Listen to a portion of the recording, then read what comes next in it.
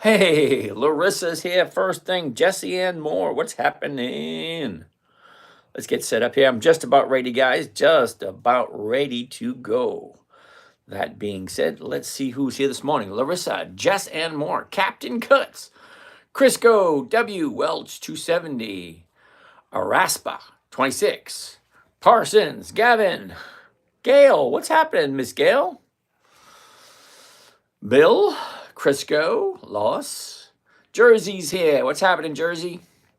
Pressure, what's new? What's cooking? What's going on? Nobody on YouTube. 2 people on YouTube. You guys not going to say hi over there? Come on. Jerome, what's happening? All righty. Larissa James, hope you're having a great night. So far, so good. Thank you there, Miss Larissa. Mel, what's happening? Am here. Well, all righty then. You're here.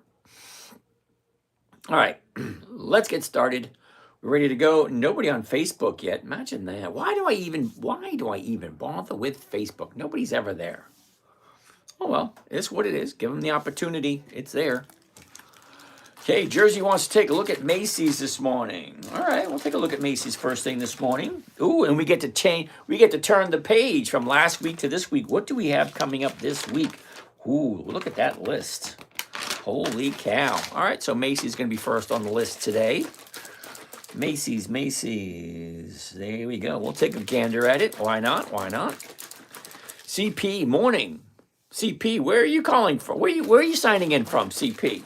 Morning. It's evening here. No tea tonight, but try water and honey. See how that works. Get the old get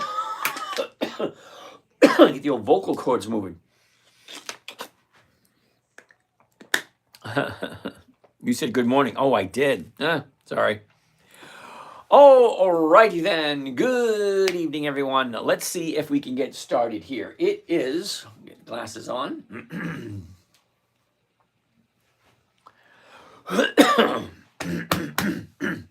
It is, good evening, everyone. It is 9:22 p.m., 3/16/25. That's the 16th day of March. Alrighty, 2025. Interesting stuff going on. It is.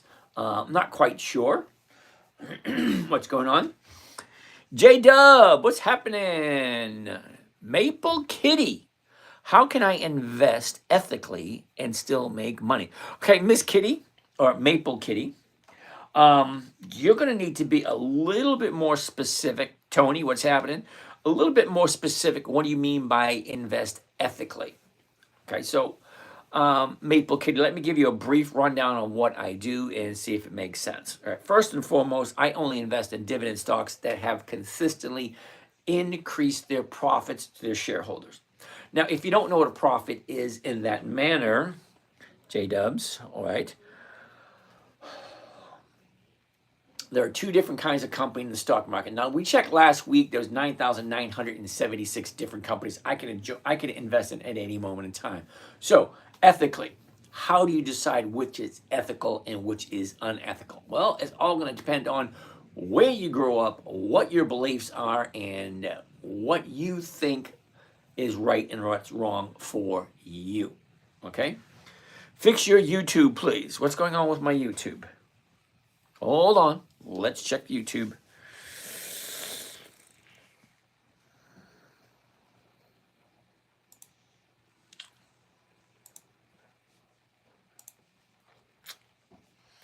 All right, YouTube.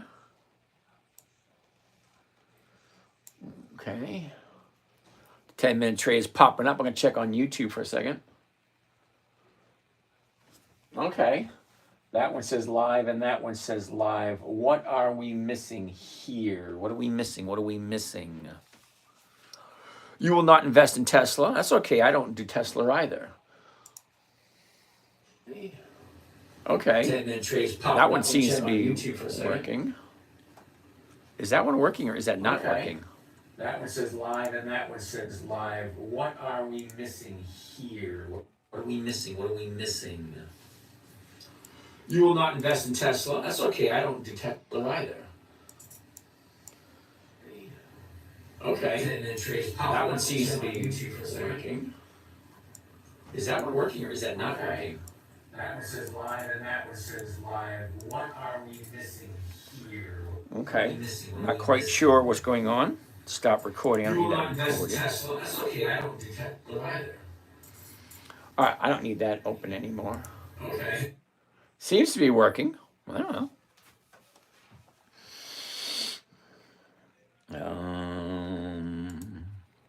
There we go. Now, if I go back to if I go back to YouTube now, hypothetically, that should be showing, right?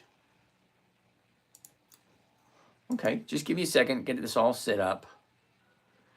Tesla, yeah, there it is right there. Okay, this one, what's going on here? Yeah, there it is. Yeah, right there. see, that one's working. This one, what's going on here? Yeah, there it is. Yeah, right there. see, that one's working. This one. And this one,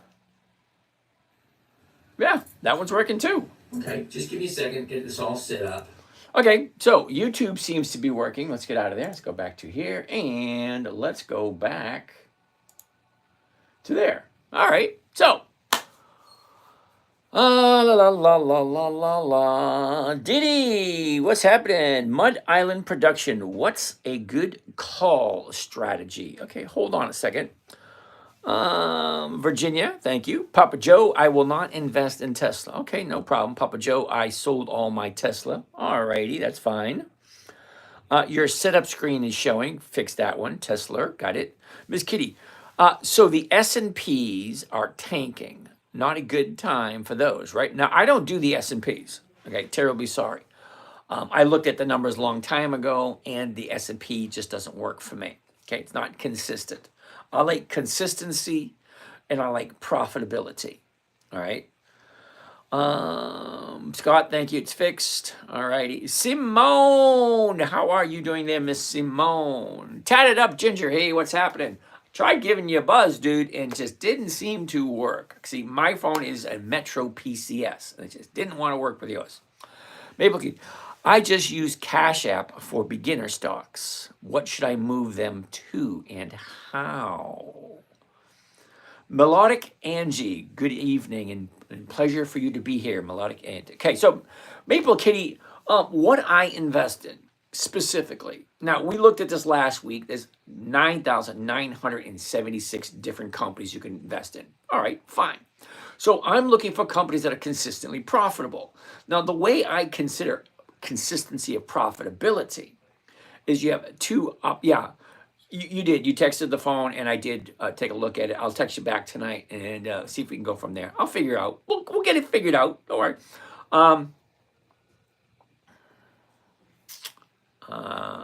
It went through on that number. Yeah, I know, because that one's not on Metro PCS. Anyway, as I was saying, sounds good. Okay.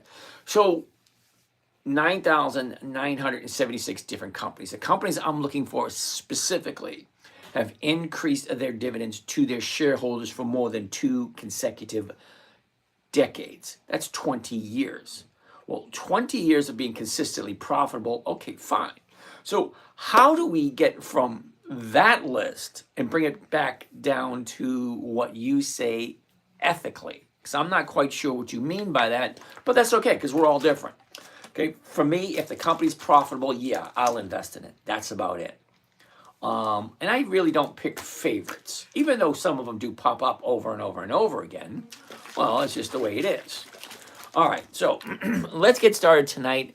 I'm going to run through a few, and just if it makes sense, great. If you have any questions, just let me know. I have no problem whatsoever answering whatever questions you want. Now, it's about 9:30 at this moment in time, and we're going to go all the way until about 11:15. Then at 11:15, I'm going to stop looking at stocks, and we're going to just answer all the questions. Because I want to get out of here by 11:30. I think that's fair. Guys, ask whatever questions you want, but do me a favor, only ask the question once. I will go through each individual question one at a time. Just give me a little bit of time. When you ask a question, it will get answered. It might not be immediately, but I will answer it before I sign off tonight. All right, so what are we looking for? All right. Now, where this trading strategy came from, I think it was what, 15? No, wait a minute. We're in 2015. I'll say 17 years ago. Holy shit, 17 years ago. 2008, my 9-year-old daughter asked me, would you do 15 to 10? Okay, Tattered Ginger, it all depends on who they are and what the numbers look like. So it's a possibility, okay? I can't give you guaranteed, but I would take a look at it and see how it looks. So as I was saying, in 2008, my 9-year-old daughter says, hey, Daddy, what are you doing? Can you teach me? All right, so here you go. How do you teach a 9-year-old, 9 years old, how to trade stocks when most adults are having a difficult time with it? A lot of people have no clue how to do it. So how am I supposed to teach a 9-year-old how to do this? Antoine got a dividend from Macy's the other day. Thanks for the strategy. Hey, Antoine, glad to hear it. All right, so with my 9-year-old daughter, here we go. It had to be simple, safe, predictable, consistent, no way for her to lose. 5 rules that I came up with. See, the criteria, simple, safe, predictable, consistent, no way for her to lose. That's the criteria. That's what it had to be. So I came up with 5 rules. Simple. Now, I'm not going to try to sell anyone anything, so don't think I'm going to give you a pitch by the end of the day. I do have shit to sell. I'm not going to sell it to you, all right? You big people, you're big boys, big girls, you know how to do that. Go to the bio, find the stuff. Okay, from there. What I am going to show you is how to do it and how I do it. And we're actually going to do a couple of practice runs. We're actually going to buy some stocks and show you how it actually works. So, hold on a second. That being said, rule number 1. Never buy something you don't understand. Or, better put, never buy something you don't want to hold on to for the rest of your life. If you don't understand it and you don't know everything you need to know about it before you buy it, well, just don't buy it. You should know everything there is to know about a stock before you put your hard-earned money into one. That's just my opinion. I could be wrong. I have been pointed out many times that I have been wrong. All right. That being said, rule number 2, never sell at a loss. It kind of defeats the purpose of the game. Rule number 3, consistency of profitability. Now, I like companies that have 20 years, 2 decades of consistent profits. Rule number 4, weekly options only. So if you have something in your mind that you want to ask me, well, make sure the company has dividends. Make sure the company has weekly options. Okay, that's just, a favor. Other than that, we're just going to be wasting our time. Okay, weekly options only. Monthly options just don't work. If you don't understand the stock, well, then don't ask me. Never buy something you don't understand. Okay, now, that being said, let's get started. We have a couple to take a look at. Muddy Island Productions. Why the spread between the bid and the ask so far apart? Okay, Muddy Island Productions, the difference between the bid and the ask is basically the spread. And yes, it is a lot further apart and now after hours than it is during trading hours. Now, all these numbers are going to change as soon as the market opens at 9:30 in the morning. We're just using these as a rough idea of how to do the equations and how to do the math. Just to give us an idea, does it make sense? Do the numbers work? Now, when the market is open and all these numbers change, the mathematical equation doesn't change. It stays the exact same. Okay, you buy it at the ask price, you sell the covered call at the strike price, and the premium is what you collect on the bid. Okay, is it 1% or more?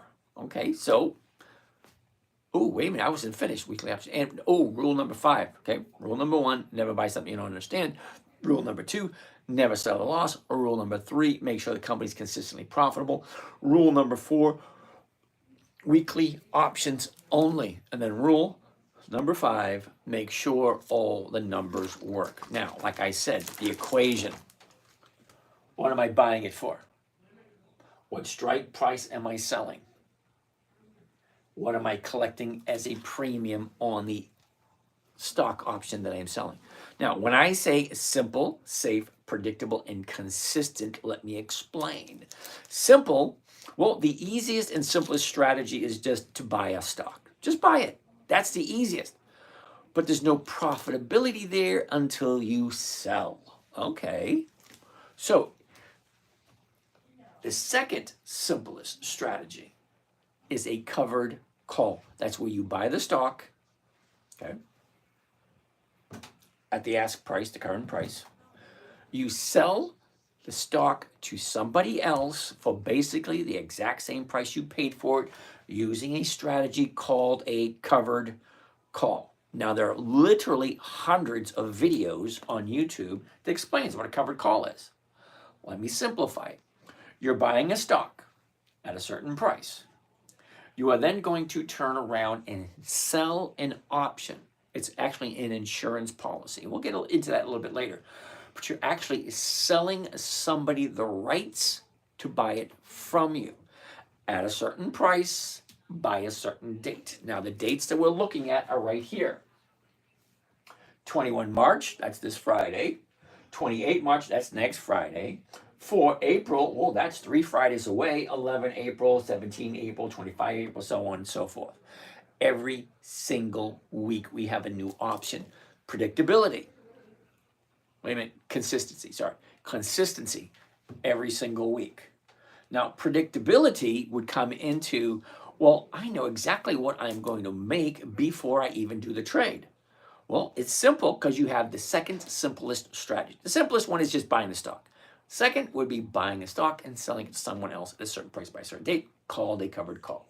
Well, if I'm making 1% every single week, because that's what I'm looking for, simple, safe, predictable, consistent, 1% per week. Now, for those of you who didn't get Excel in math, 1% a week for the whole year comes out to a little over 50% per year. Okay? If that sounds exciting, great. But here's the downside. You actually got to do something. It's not like, hey, throw your money into the ring and let it happen. No. You have to actually do something. Why? Oh, Tony Parker. Why only companies with dividends? Other stocks could also be profitable for covered calls. Tony, you are 100% correct. Now, Tony, I'm going to explain to you in about 2 seconds, well, maybe about 2 minutes, exactly why I only do dividend stocks. Okay, so sit tight. I'm going to get to it. Mikey G's in the house. Mikey G wants to take a look at APA, which is Apache. APA. All right, we're going to take a look at that one. How come a covered call doesn't end up being a washable trade? Well, a washable trade is where you buy one and sell another, and basically the profits of one or the loss of the other is offset by the profits or the loss of the second one. So one of them crosses out the other. So if I buy U.S. Steel at 39 and I sell a covered call against it at and collect $1, the stock drops down to 38 and it still gets signed out, and I pick up $1, and then basically the same thing. I'm still walking away with 39 bucks. I bought it for 39. I sold a 38 covered call. I picked up $1. Now it goes to 38. Somebody buys it from me at 38, but I collected $1 on it. So now I'm actually walking away with 39. So I bought it for 39, sold the 38s, collected $1. That's 38 plus 1 is 39. That's kind of the same thing, but not really, because it's two different entities. One's a stock, one's an option. A wash sale would be when you buy a stock and then you sell the stock at the exact same price later on, or whatever. Mikey G, we're going to take a look at Apache in a little bit, all right? All right, so Tony, let's take a look at why I only do dividend stocks. Now, we looked earlier, actually last week, 9,976 different companies. Now, there's only two different types. One takes all the profits and put it back into the company for capital growth. What's capital growth? I buy it for $5 and it jumps up to 20, 30, 40, $100. That's capital growth, where the stock increases in value. Those companies take all their profits, put it back into the stock, and it grows and grows and grows and grows and grows. And who knows, 5, 10, 15, 20, 30 years from now, I can cash in and make a big bunch of money. Well, that doesn't help me out. I'm retired. I need cash flow. So yeah, cash flow could work with companies that don't have dividends, but let me further explain why I like dividend stocks.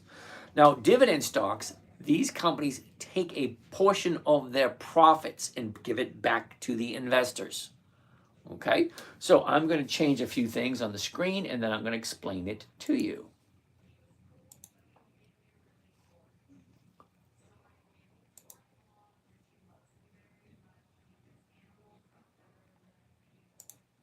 There we go.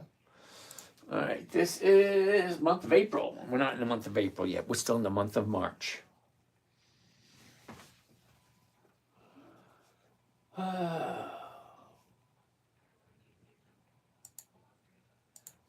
right, here we are, month of March. Today's date would be the 16th. So tomorrow is St. Patty's Day. Then we get the 18th, 19th, 20th, 21st. So the 17th to the 21st, that is this week. Okay, it is officially week number 12. Week 12. Now, week 12 for the year and also week 12 for the first quarter. Now, there's 4 quarters. We all know that. January, February, March, first quarter. April, May, June, second quarter.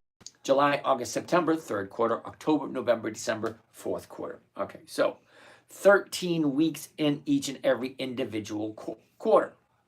First week of the first quarter looks exactly the same as the first week of the second quarter, which coincidentally looks the exact same as week number 1 of the third quarter and the fourth quarter. 3 weeks. Most of these companies pay every 90 days. Well, every 90 days. So we're looking at the same stocks over and over and over again. So, Tony Parker. The reason why I like dividend stocks, the main reason, besides the fact that they're consistently profitable, those are the ones I like, easy to find, easy to read, easy to understand. The main reason I like them, what you see behind me is a calendar, March 2025. That's this week, this is this month right here, okay? Each one of these green dots represents a company that has consistently increased its profits for more than 25 years. That means every single year they are higher and higher and higher dividends, or consistently profitable year after year after year after year. April, what's happening? April. All right. Here's the thing. Tony, if you did not know this, there's 4 dates to remember. 4 dates to remember when you're investing in dividend stocks. Date number 1 is the announcement date. The announcement date. That's when the company announces, hey, this is how much money we made this year, and this is what kind of a dividend you can expect on this day. Well, it's the announcement. It's telling you what they've done and when they're going to pay you the dividend. Okay, fine. Date number 2 is the EX dividend date. Okay, EX dividend date.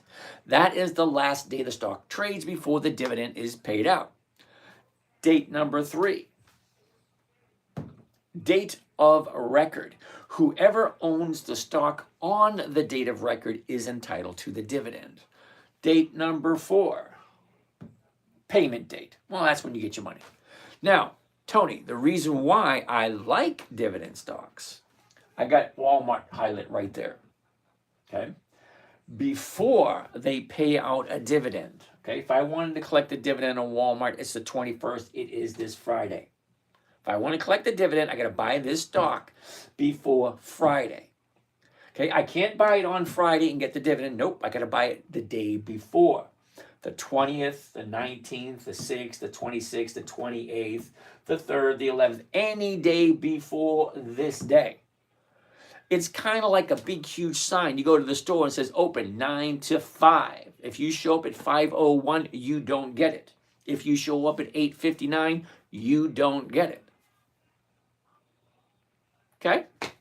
Now, if I want to buy that stock because it got the dividend paying right there, stocks have a tendency to increase in value or increase in price just before the EX dividend date. Now, let me explain it in another way. Stocks move for only two reasons. Only two. One is called an unknown reason. Well, what can an unknown reason be? Well, an unknown reason could be a natural disaster. Okay? Hurricane, tornado, flood, tsunami, earthquake, anything like that. That's unknown reason. It just pops up out of nowhere. Or perhaps an unknown event, such as the Exxon Valdez crashing in the Northwest and spilling oil all over the place. What happened to the stock?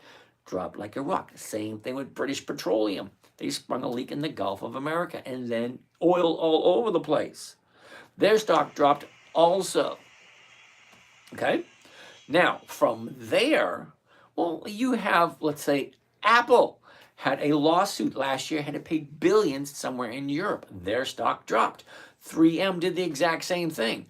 Their stock dropped. I think it was last year in February or March, I think, somewhere in that area. But the stock dropped because of that.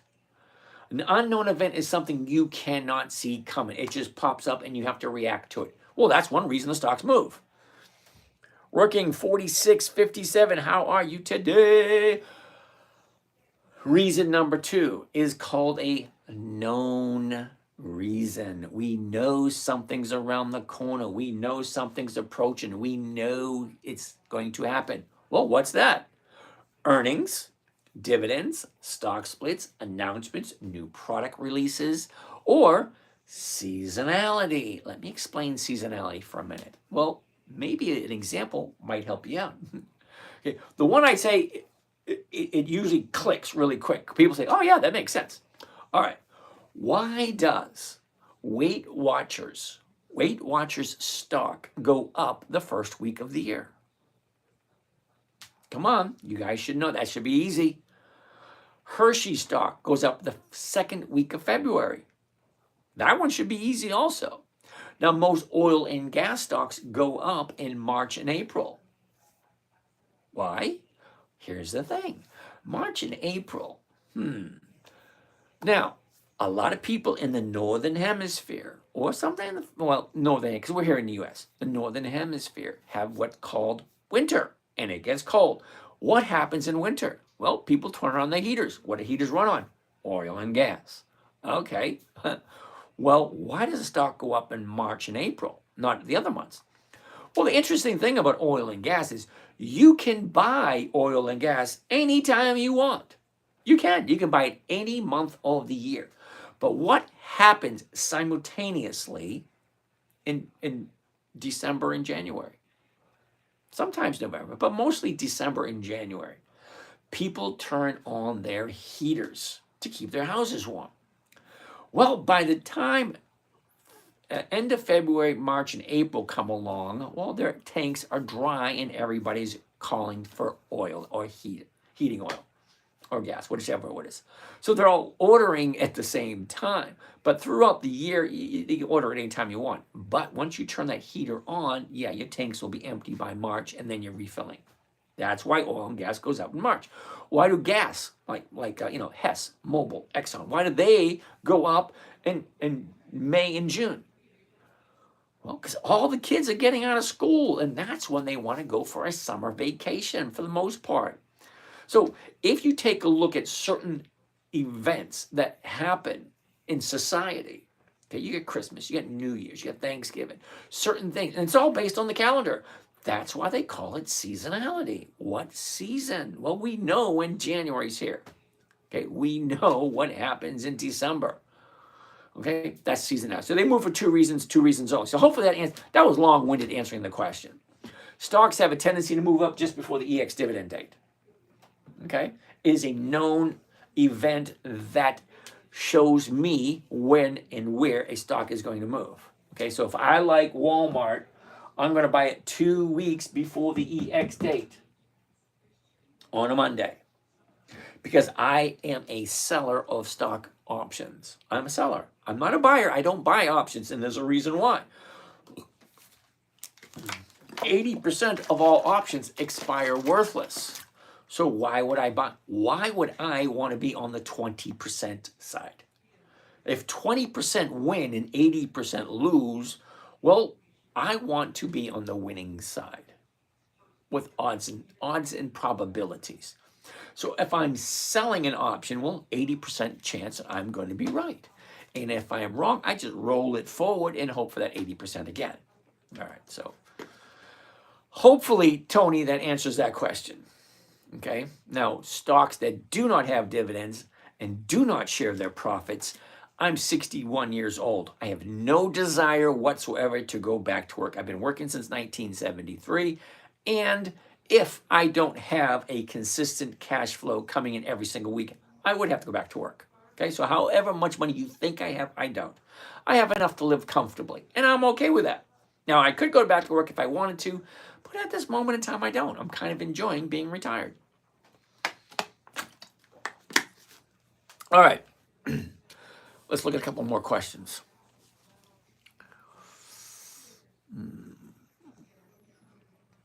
Okay, so we answered that question. Is money market good? Okay, Haley Bob, I'm not quite sure what you mean by is money market good. Okay, yeah, it has to be a more specific question than that. I put 20% in money market. Will it be worth it? Okay. Sheed, we hear. Well, good evening, and Sheed. So Haley, I'm not quite sure which money market you're putting it into and why. Okay, see, all my money's invested at all times. I invest in the American economy. Okay, I like my neighbors. I like my children. I like my nieces, nephews, aunts, uncles, sisters, brothers, cousins, the guy down the street. He's kind of okay. They all work and live in the United States, which means they all work for U.S. companies. So if I invest in the U.S. economy, well, every single week I get a covered call and I get a premium every single week, which is roughly 1% or more every week. And that works for me. That's over 50% per year that I make. And I'm going to show you how I do that. And we're going to actually do a few samples. All right, all that being said, let's keep on keeping on. We got 45 questions to go, and then we're going to start. Guys, give me some stocks to take a look at, and then I'm going to write them down. We're going to take a look at them one at a time. So far, we've got two. We got Macy's and Apache. All right, and then we're going to go from there. So let's keep on going. How come covered call?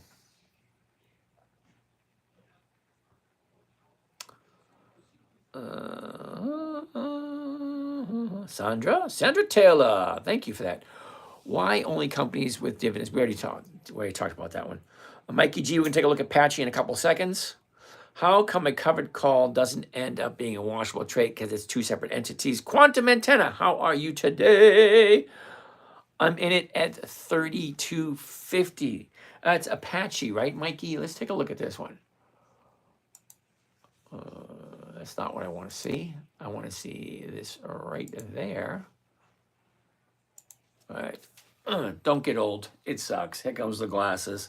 All right. Apache. APA. APA.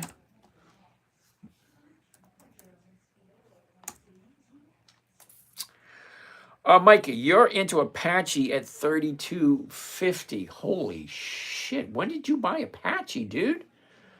Wow. Okay, so Apache's now at 1961.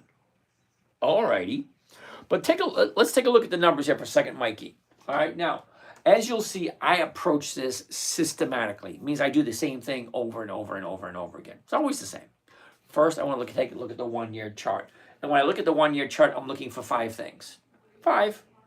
Number 1, the high of the year. Number 2, the low of the year. Number 3, where was it a year ago? Number 4, where is it now? And number 5, so we take our little finger and go like this. Up, down, up, down, up, down, up, down. Now she's going back up. All right, so she's bouncing off the bottom here. And you will notice, you probably have heard this many, many times, buy low, sell high. Well, guess what? You're not going to get any lower than the low of the year, and that was a couple weeks ago. Okay, a couple of days ago maybe. We're going to take a look at that a little closer. That's the first thing I want to look at. I want to take a look at the 1 year chart. I don't want to buy at the high. Automatic no. At the low, I want to see exactly where it is because it hits the bottom, it turns around and goes back up. They always do. Stocks do two things and only two things. They go up and then they go down. And then guess what they do after that? They go up. And then after that, they go down. Yeah, okay, anyway. All right, so look at the spread. 11 to 20. That's a big spread. All right, I'm going to take a look at the very last traded price on Friday, and that was 1961. So the closest one to that is going to be the 20. Okay, so if I buy it at 1961, I sell it at 20. The closest strike price, 20. How much is that paying? It's paying between 26 and 31. So 26 is more than 1% of the 1961. So that is a yes. Well, the numbers work out. Remember rule number 5? Make sure the numbers work. Okay, so we're going to go. And we're actually going to do a sample trade on this one. So, Mikey, here's my thought. Okay, a year ago, 32.19. The high of the year, 36. And that was, why can't I see that? There we go. 36, and that was back in the first week of April. Well, look at the last 90 days. Here we go, last 90 days. The high, the low, where was it? Where is it? Okay, down, up, down. Now she's going back up again. Okay, fine. That works for me. Now, looking at this chart here gives you a good idea where it's going next. Okay, here's the high, here's the low, and look, here's the bottom, which was 2 weeks ago. Now she's going back up again. All right, hits the bottom, goes up. Hits the bottom, goes up. Hits the bottom, goes up. Well, here's where we are right here. Fine, let's look at the last 30 days. Now, the last 30 days gives me a better idea of where it's going next. Well, this week. Well, because it's kind of easy to what do you call it, plot out or map out or guess where it's going next. Well, 30 days ago, right here at 24, she drops down to 17.50. Well, 24 to 17, that's a $7 drop. A $7 drop on a $24 stock is right around 30%, close to 30%. Okay. Okay, now, but here's the bottom. So 1, 2, 3, 4, 5, 6, 7 days going to the upside. Now, it's a little bit of a pullback on Thursday, but not that huge, but still going in that direction. Okay, so a couple of questions you need to ask yourself. Do you like Apache? Do you like it at this point? Now, Mikey, you're into it at 20-something. I forget what it was. But here you're in at 32. Oh, okay. Now, me personally, yeah, I would take a look, me personally. I want to go far enough out, but not too far out where I'm not bringing in any money. Because I'm going to give you my cow analogy, okay? Because I think of, it is what it is. If I buy a cow and the cow gives me a gallon of milk every single week, great, I'm fine, I'm wonderful. That's what I'm looking for. Now, all of a sudden, I wake up and one day, the cow only gives me a half a gallon. Well, I don't get rid of it. I just, deal with it, take the half a gallon, and wait for it to recover. Now, 1961, it is in an upward trend. Before we go any further, let's take a look at the seasonality. Now, we talked briefly about seasonality a while ago, but let me explain it to you in this manner. Okay, this chart here, okay? All the way to the far left is January 1st. All the way to the far right is December 31st. The blue line here represents the movement this year. Now, the red line is 10 years of data. The highs, the lows, all that kind of nice, neat stuff. What does this stock normally do at this time of year? All right, well, the blue dot right there just so happens to be Friday. So let's zoom into that and look forward. What are we looking for going forward? Okay, so here we are right here. 14th, which is Friday. Dips a little bit, and then she shoots up. Can you deal with a little bit of a dip before she goes up? You're going to have to if you already own it. But here's the thing. Okay, let's go back to, whoops, not too far.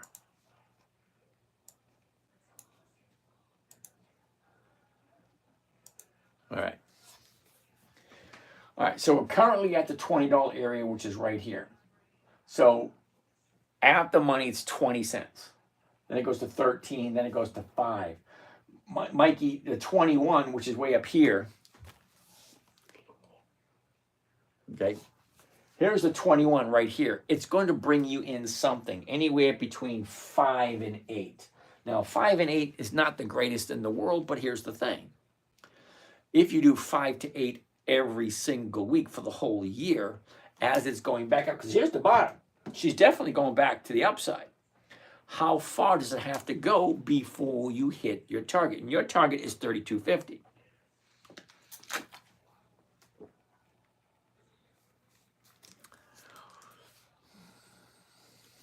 Hold on. ODUS. Which of the two stocks is more valuable in your opinion, Google or Apple? ODUS.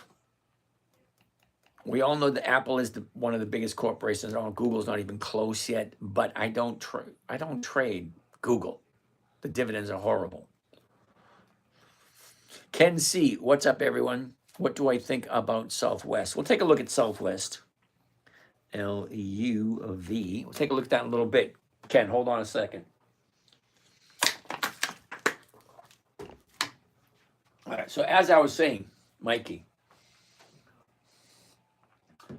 the 21s, it looks like it's far enough out for the next 5 days. But the way this thing is moving, it's going very slow.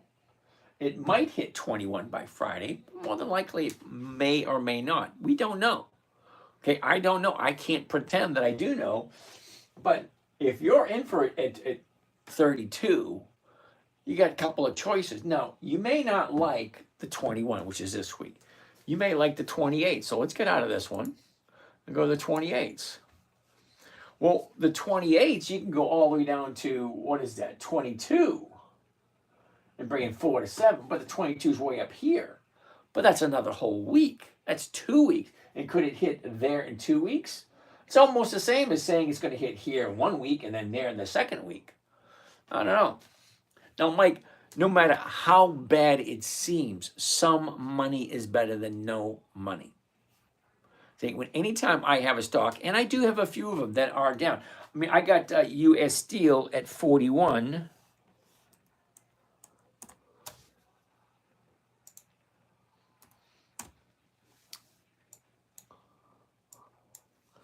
Okay, I got U.S. Steel at 41, and I got that back in December. Well, I'm having a difficult time getting out of it, but here's the thing. Okay, I have no problem. Right now it's at 39. Okay, I have no problem whatsoever selling the 40s or selling the 39.50s or even selling the 41s because U.S. Steel has some nice premiums where Apache's premiums aren't as good. Okay, now I don't have Apache, and I think I got in and out of Apache really quick. Okay, a melodic angel. Can you lose money with covered calls?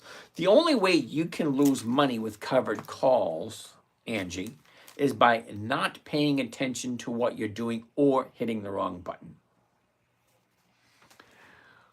Can you see a decline after earnings in May with a new policies going into place? Well, Ken, we're not going to see anything until May actually gets here. Okay, I can't predict the future. We're into the late, are we in March? Yes, we are in March.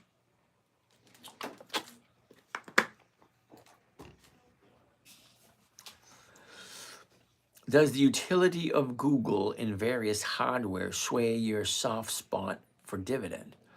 Okay, ODUS. Now, I always tell people, anytime you're dealing in the stock market or investing, you really, really need to have on your side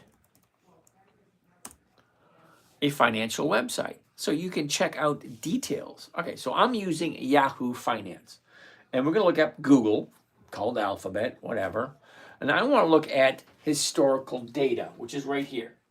Okay, news, research, summary, all that kind of stuff. And it gives me a better idea of the numbers. Well, I could look at the quarterly reports and the annual reports, or I can just go straight to the data stream. The data stream is, first column is the dates. Okay. Every single day that this stock has been trading is going to be available here. Okay, the 14th of March, 13th of March, 12th of March, so on and so forth. Now, next column is the opening of the day, the high of the day, the low of the day, the close of the day, the adjusted, and then the volume. All the information about the stock and the stock price is right here. Now, I don't want to see all this crap. I want to see just the dividends. Okay? Now, a company is profitable and they're going to share their profits with their investors and they're going to pay you a dividend. So I want to see only dividends. Okay? And then I want to see the maximum amount of dividends. And look at this. August 19th, 2004. Okay? To March 17th, 2025. So let's see what the dividend is for Google. Maximum amount. Well, there it is right there. 4.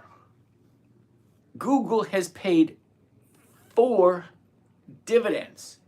June 10th, 2024, September 9th, 2024, December 9th, 2024, March 10th, 2025.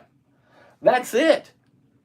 Not even 1 year of dividends yet. Okay? No, this is not on my list because I'm looking for consistency of profitability. That's not telling me anything. It has 1 year of dividends. The company's what? 21 years old? 21 years old, and they've only paid 1 year of dividends. That's it. So, no, it's not on my list. The numbers just don't work.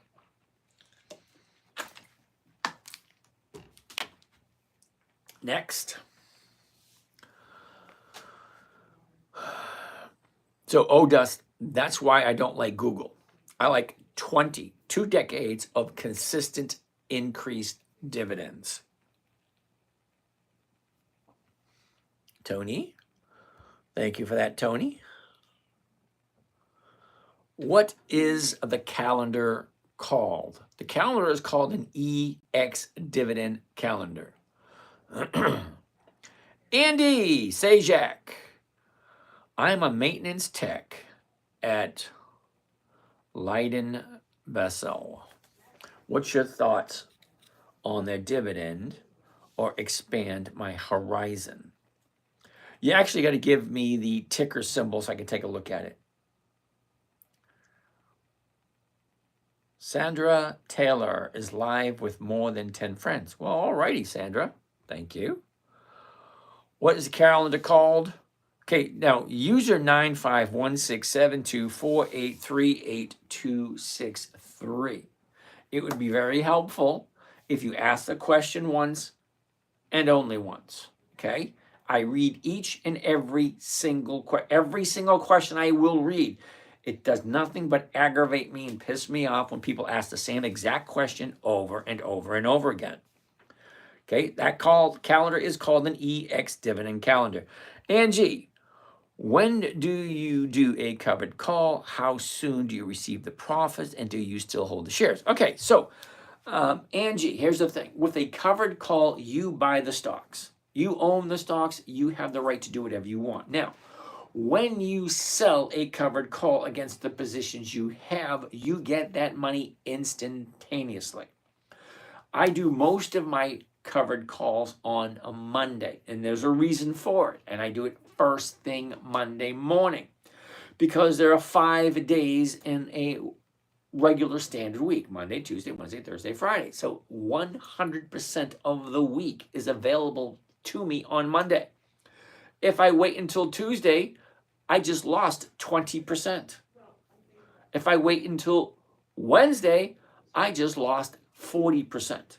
So no, I do all my trading on Monday morning. It's when all my money is invested Monday morning. And the money is the covered calls that I receive, those premiums, well, they go into my account instantaneously. Now, they're released the very next day, which means Tuesday, I can start paying some bills. That's me. It's set up the way that I want it. You guys got to figure out what works best for you. For me, most of my trading is done on a Monday, and I do my selling on a Friday, usually.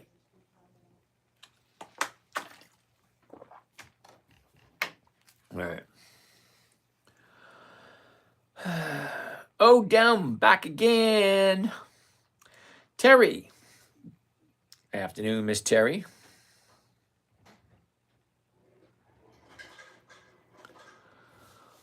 Moyet James, how are you doing today, Moyet? David D, what's happening? I'm really a rose. Alrighty then. What are your top 10 dividend earning stocks for long term? What's in your portfolio? That's two different questions. Question number one, what 10 stocks are in my portfolio long term? I think it would be Kohl's, Macy's, Nordstrom's, Ford, General Motors, AT&T, IBM, Home Depot, Lowe's, Kohl's, and U.S. Steel. That's 10 good ones. Now, when you say long term, my idea of long term is 30 days. Longest I've ever held anything was 9 months. I didn't do it because I wanted to. I bought it, it went down, and I refused to sell at a loss. So there you go. All right, so let's keep on going. What's in my portfolio? I just told you it was in my portfolio. Michael Daniels, Power of Publish. How are you today? AMZ, if we want to get your method of investing following the trend 3 days to the upside. Okay, AMZ. I'm sure there's more to that question. What about ExxonMobil? Tay Sanders, what's happening? ExxonMobil, we'll write that one down. XOM, we'll take a gander at that one. What if you don't have much money? How can you profit weekly from dividend stocks? Okay, Angie, here's an idea. Now, remember what I said a few minutes ago.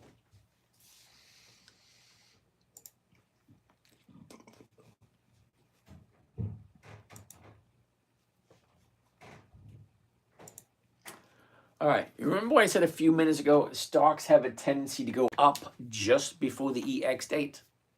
Remember I said that? These are all dots, these are all EX dates. Well, let's take a look at these right here. ADP, Able Mile, CB, Chubb, Coca-Cola, and T. Rowe Price. They're all, okay, they all have the EX date last Friday.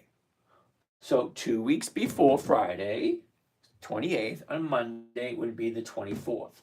So we're going to take a look at all of these from the 24th until the 14th and see if they went up in value. First one on the list is ADP. ADP. The 24th, right there. Okay, the 24th is here. Okay, look, stock went up. It went up. But how far does it go up?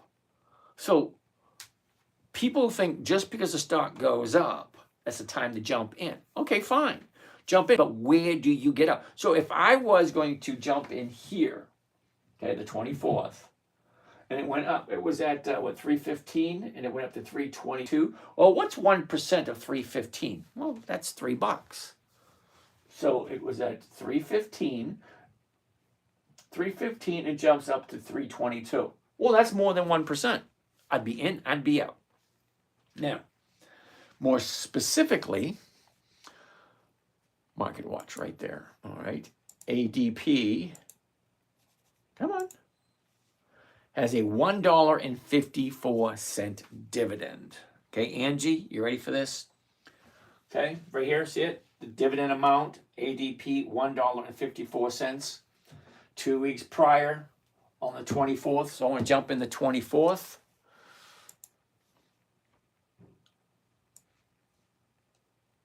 Okay, so the 24th is right here. Okay, the opening of the day, 310.62. What was the dividend? One and change, wasn't it?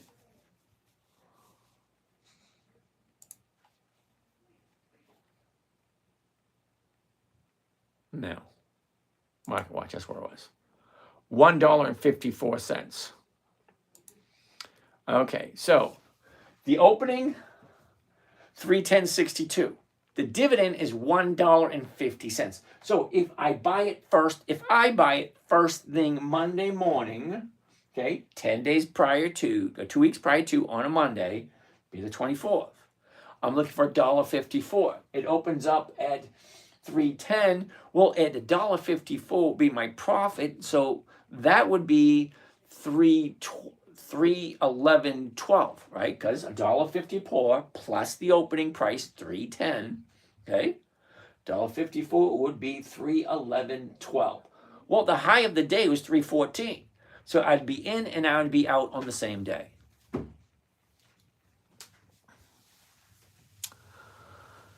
Oh, Des, you appreciate that and reason. Okay, thank you. Parisville. Guy in France, 3 a.m. Bonjour, bonsoir. Comment ça va toujours? Ça va bien, non?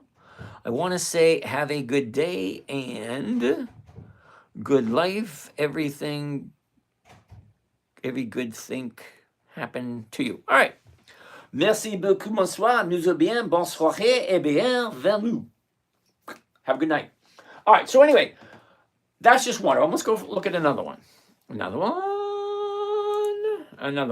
ALB, Abelmal.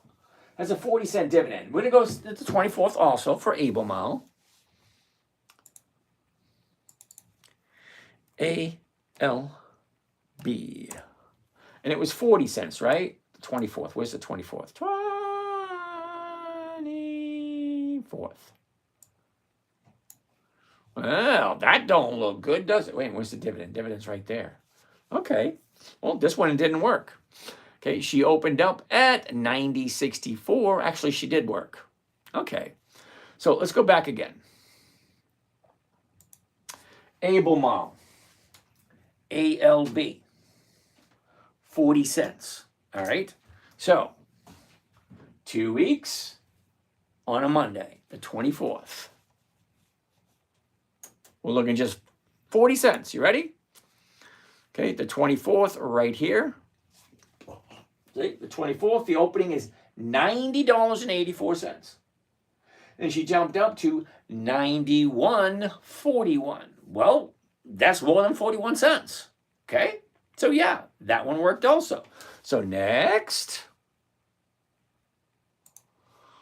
CB, which is Chubb Corporation. 91 cents for Chubb. CB. Whoops, no, that's not what I wanted. CB. The 24th. 24th.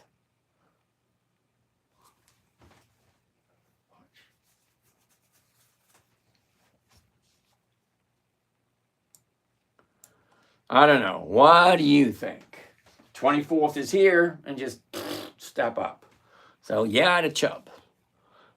Next, Coca-Cola. 51 cents. KO.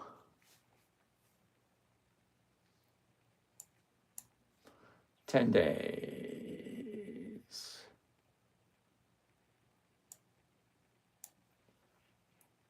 Okay. 51 cents. All right. 70.84. 71.83 was the high. You'd be in and out on the same day. All we're looking for is the dividends equivalence. Same thing.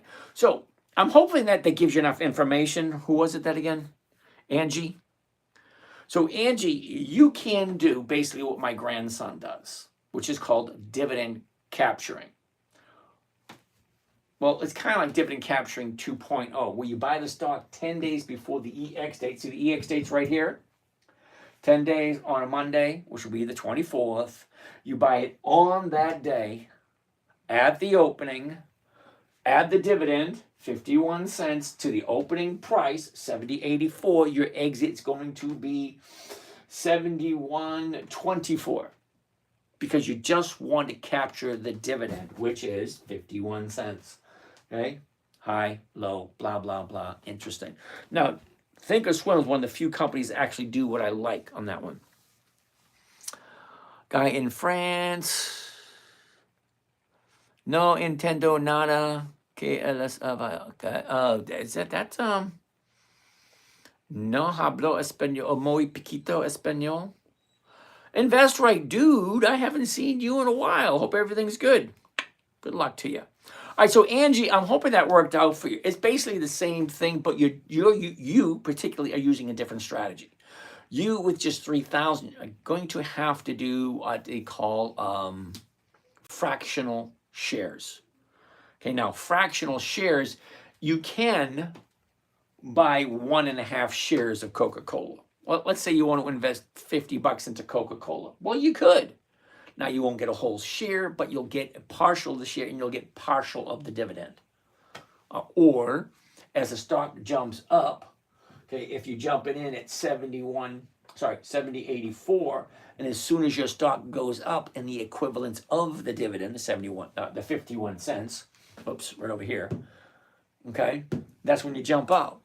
Now, you could do what's called a trailing stop loss. So as the stock goes up, your stop loss will go up also, but that gets a little confusing. I just buy the stock when it goes up a little bit, the equivalence of the dividend, I jump out. Now, it could go higher. Sometimes it does, sometimes it doesn't. The idea is to pick a strategy and stick to the strategy. For me, it's a good quality stock. Buy it at a certain price. Sell it for someone at the exact same price I just paid for it, and collect that premium. And the premium is usually 1% or more. Okay. AMZ, sorry, went too soon. How much do you suggest we start with? Okay, AMZ, I know nothing at all about you. I cannot give you that answer. Sorry. Tony Parker, thank you. You're welcome. AIG Robert, how you doing? Gilbert, what's happening, Gilbert? I've never met anybody named Gilbert. How are you doing, Abert? Ooh, AC/DC, man. I was cranking to some AC/DC the other night, cruising around on my bike. Michael Rowe, what's happening? Oh, Michael Robbie. Okay, didn't pull up that way, but okay. What is that calendar called? Okay, user, dude, seriously. 9516724838263. Why the hell couldn't your parents name you like Peter? Peter's easy name. Okay, the calendar is called an EX dividend calendar. You go to Google, EX dividend calendar. A whole bunch of them pop up. Kryptonite, what are your holdings, brother? I hold a whole shitload. I get 7 different accounts. I get a whole bunch of crap. All right. That's right. I'm doing fine. Thank you. No Nintendo or not. Okay. All right. Let's keep on keeping now. Tony Parker, free the oppressed. Okay. Free the oppressed. Okay. You think Palantir go up today? I honestly don't know. Palantir is not a stock that I look at. Okay. It's not 20 years old, and it doesn't have 20 years of increased profits. Jeff Jerzik, chicken wings. What's happening? All right, where are we? Ooh, it's called Calendar on Schwab. Thank you, Jeff Jurassic. Jurassic. Okay. Do it. Microsoft. We'll take a look at that one. MSFT, Target, TGT. We got only 6. You guys only get 6 for me to take a look at. ExxonMobil's on there. Microgerm Shield, NQ. I've never heard of NQ, but we'll take a gander at it. ET. All right. User 3059 wants to take a look at Energy Transfer. All right, Siri and AA, which is, oh, don't tell me. Siri, Siri, Alcoa. Hey, Melatonin wants to take a look at AT&T. Cool. Since April of last year, Mikey G, I seriously hope you have been writing a covered call, even if you go 4 strikes out of the money. Okay, seriously, Mikey G, you and I, you're here all the time. Great, awesome. I love it that you're here. And I'm hoping it works for you. But sometimes I wonder, okay, even if you're getting 5 cents or 3 cents a share every single week. So let's say hypothetically, let's get the calculator out here for a second. Okay, here's the calculator, clear. Now let's say hypothetically you have 500 shares. Okay, just 500 shares. Now you said you got it at 32.50, as I recall. Now, 5 cents per week. 5 cents per week, Mike. Let's multiply that by 52. Okay, because there's 52 weeks in a year. That's going to come to a grand total of $2.60. That's not including the dividends. Because remember, we get dividend stocks, we collect the dividend. All right, so hypothetically, 5 cents per week, which is 2 to 3 strikes out, okay, multiplied by 52 weeks, because there's 52 weeks in a year, comes to a total of $2.60. Okay, so you bought it for $32.50. 32 divided by 32.50 comes to a grand total of 8%. Okay, so here's the thing, Mike. Now, this is for the other folks too that have this in mind. Now, Mike bought Apache, APA, at $32.50, and it's down quite a bit. Let's pull up the chart so you can take a look. APA. Well, wow. Nice, Mikey. Check this out. In the last year, Mike, APA, Apache, 25, 44, 25, 117, 25, 1, 25. Okay, so that's $1.44 to 61, 361. Okay, so you've got additional dividends of 361 in the past year. Okay, wait a second. You said in April. Yeah, April's here. So you got that dividend, that dividend, that dividend, and that dividend. Okay, so 361 here plus the 260. So let's go back for a second. Let's get that calculator back up here.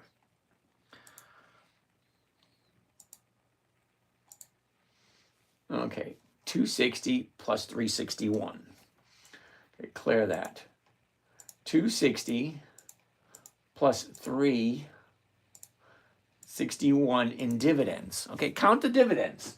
Okay, 25, 44, 25, 117, 25, 1, and then the other 25 right here. Okay, so that gives you a grand total of 621. This is only if you've written covered calls 3 strikes out and it's only 5 cents. Okay, you may get more, you may get less. But on average, let's say just 5 cents a week per share, and you get 500 shares. Okay, so 621 is what you're getting, and then you divide it by 32.50. Okay, that's 19%, Mikey. Okay, 19%. Now, your goal, I'm assuming, is to get rid of it at 32.50. Until it hits 32.50. Okay, so you got back in April right here at 32.50. Okay. Dividend. You got one dividend and a special dividend. One dividend, special dividend. One dividend, special dividend. One dividend, the special dividend should be coming out pretty soon. But yeah, the stock is down, right? But you're collecting dividends that come to over 8%. The dividend alone is about 8%. Okay. And then you're collecting the premiums every single week. Hypothetically, you may or you may not. Now, you may think 5 cents a share every week is not enough, but then you add it up on the end of the year along with all the dividends you collect. Now, remember rule number 1, never buy something you don't want to own for the rest of your life.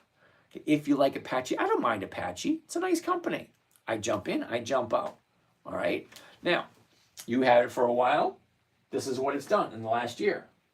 Okay, now she's turning around, going back up again. See, look at this. Down, up, down, up, down, up, down, up, down, up, down, up, down, up, down, up. If you always, now you're in a 32.50. Okay, the first week, I'm assuming you sold a 32.50 call, you got a premium, and then she dropped. Okay, now you have an opportunity to sell an, anyway, let's just move on. Mikey, something is better than nothing. And then before you came here, all right, because you've been here for about a year. Okay, great, thank you.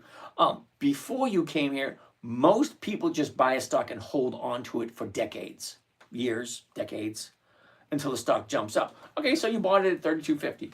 Great. Now she's down here. So do dollar cost average, you leave it alone, just what happens? That's totally up to you. Me, I would get 3 cents, 2 cents, 5 cents. Something is better than nothing. And each and every penny, if it increases every single. See, if I'm bringing in a premium every single week, that's 52. And it adds up. Okay, no. The dividend, 25 cents. Not a lot, but it's consistently coming in. All right, so let's keep going to the next one. Armstead. Guess. No idea what that means. Alex the Great. You want something, Alex the Great?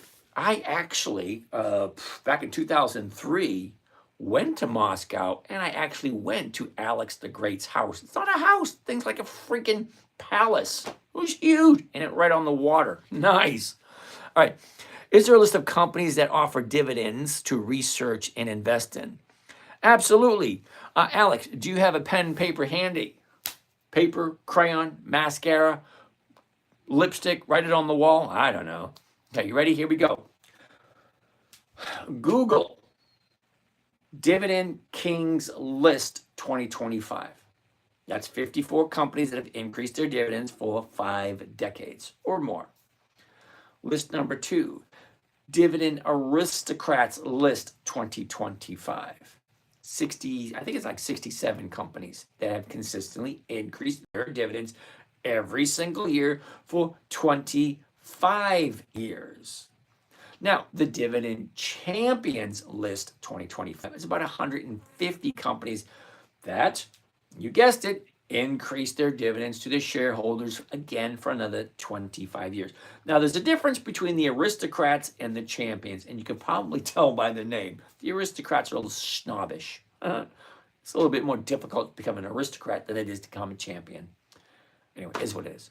List number 4, the Dividend Contenders List 2025. Now, these companies is about 300 that have increased their profits to their shareholders for 10 to 24 years. Not quite at that 25-year mark, but 10 to 24 years. And then just for the fun of it, we're going to throw in Warren Buffett's List 2025, because if it's good enough for Warren, good enough for me. Okay, so hopefully that helps you out. Andrea. I think he means A-S, Alcoa. No, Andrea. Alcoa is A-A. But what is A-S? I have no idea what A-S is. I'll write that one down. We'll take a look at it, Andrea. A-A is 32 something. Okay. LCR, ExxonMobil. It's on the list. We are going to take a look at it in a minute. I got 23 more questions to go through. What are my holdings? I think I already mentioned what my holdings are. Kryptonite, BB. What the heck is BB? All right, let's keep on keeping it. Elvis is in the house. Jesse. Rich Lafray. Good evening. Melissa, how are you? Jesse. Velmar Tercian. I can't read that name. Apple user, how you doing? Zaya, just doing life. Cool beans. Lonely one, cool. Can we look at ET transfer? It's a dividend. Yeah, I know what energy transfer is. It's on the list. We're going to take a look at that in a little bit. Brandon. Now, Brandon, you're relatively new here. Oh, yo, dude, BB is BlackBerry, the next big thing. I'm not quite sure about that. 'Cause they've had BlackBerry back in the 80s and it kind of fizzled out. Brandon, XRP is not a dividend stock, dude. Can we look at ExxonMobil? Yeah, Tay Sanders, we are going to look at ExxonMobil. Hold on a second. I got 20 some odd questions to go through, and then I'm going to jump and look at more stocks. Healthy Sweep Mattress Gallery, CRO. Ooh, CRO. What the heck is that? CRO. What do you think? I'm heavy at selling at 2 on the long run. Okay, take a look at it.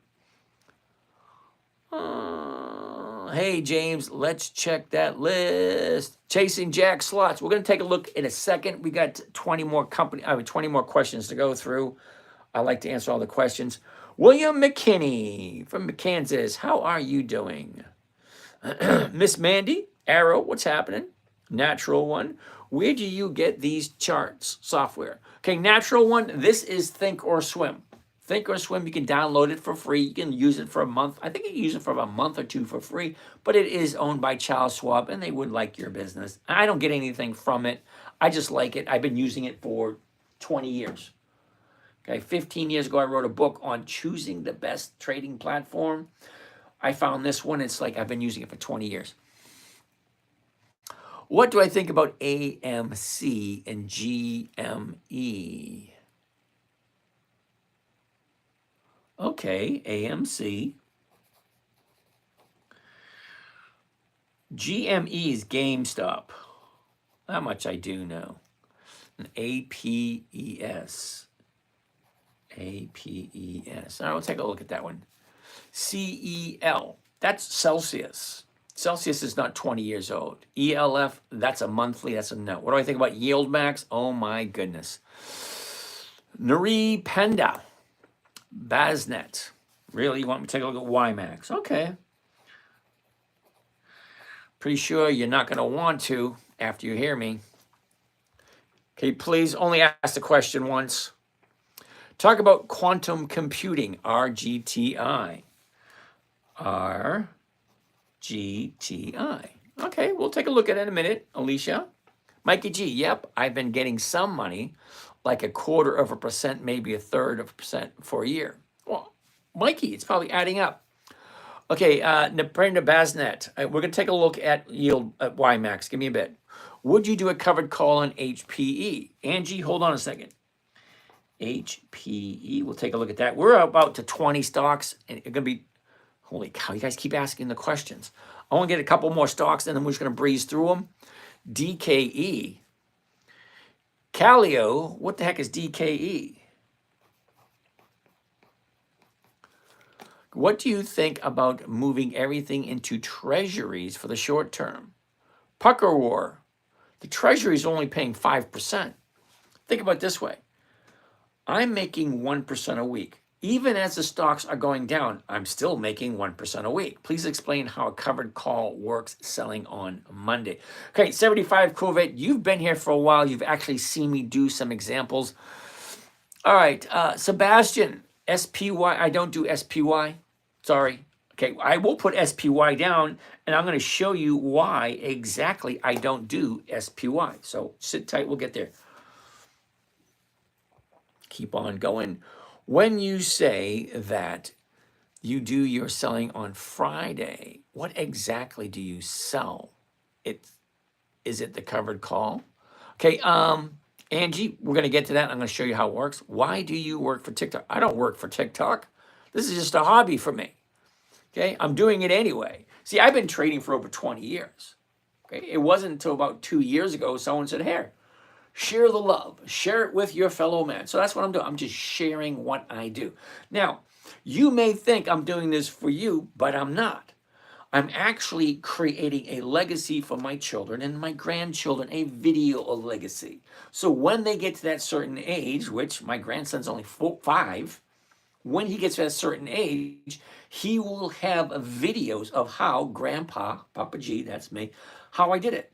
So it is a ongoing documentary of how I trade, how I made my money. Now, I got videos going all the way back until 2011 and 2012. So you just so happen to show up in the middle of my lifelong documentary. Okay, it's only been going on for about 10 or 15 years. Okay, you're just here because of the new technology. Now, let me show you something real quick. Okay, this is my webpage, The 10MinuteTrader, because any video you hear me says, hey, this is James from Dividend Stock Talk, brought to you by The 10MinuteTrader. All my trades are posted. These are last year's trades, 2024. I'm going all the way back to the bottom to January 1st because there's something I want to show you because you got an interesting question. Why do I work I don't work for TikTok. I don't work for anybody. I'm retired. I work here because they let me do this stuff for free. Okay, right here. You see that? Starting date, when I first started sharing this, okay? August 31st, 2011. That's when I first started sharing. This is my very first blog post, August 31st, 2011. Okay, that's when I first started doing this. You're only seeing it now because years ago, they didn't have video. They didn't have YouTube. Now, they did have YouTube in 2013. Whoops, hold still. Okay, here's a video from Rent-A-Center. I don't know how many guys remember Rent-A-Center from 2013. The 1-year chart, the 90-day chart, the 30-day. Look at the date, March 23rd, 2013. Okay, I've been doing this for a while. You're only here because somehow you stumbled across this page. All right? So I'm doing it anyway. So as a favor to my children and my grandchildren and my great-grandchildren, I want to make a documentary of my trading career so they can see all the mistakes that I made and hopefully not do the same things. Okay, so no, I do not work for TikTok, but thank you for that. Mr. Darrell, Mosaic, huh? M-O-S. So let's get out of here. You don't need to see that. All right. Never take broke people's advice about money. Rule number 1. Tom Riddle, I agree with you 100%. Sweet Den, what's happening? And this is not, by the way, Tom Riddle. Ooh, interesting name. Yeah, I don't give advice. Not advice. Okay, James. Hey, James, out of curiosity, do you ever sell at the bid instead of the ask? Sometimes. Seth, what's happening? MS Cloudy, what's happening? Zen, Sue, oh, so be it. How you doing, Sue? Got in 108, sold at 110. All right.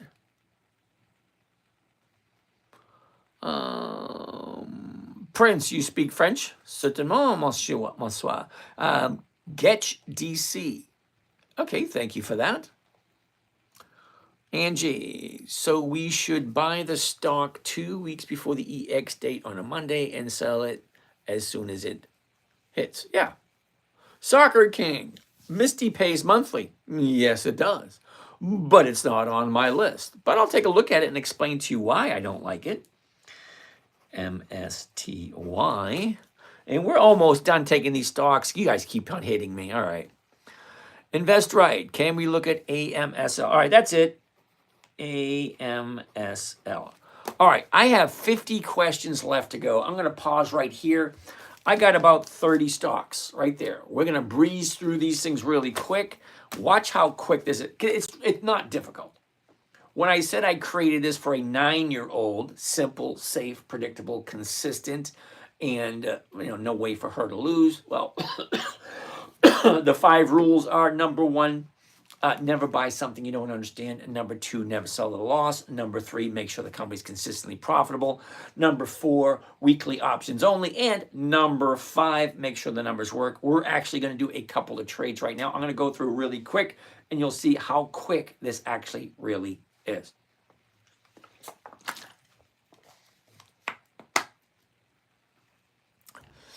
ASML. ASML. All right, first one on the list is going to be Macy's.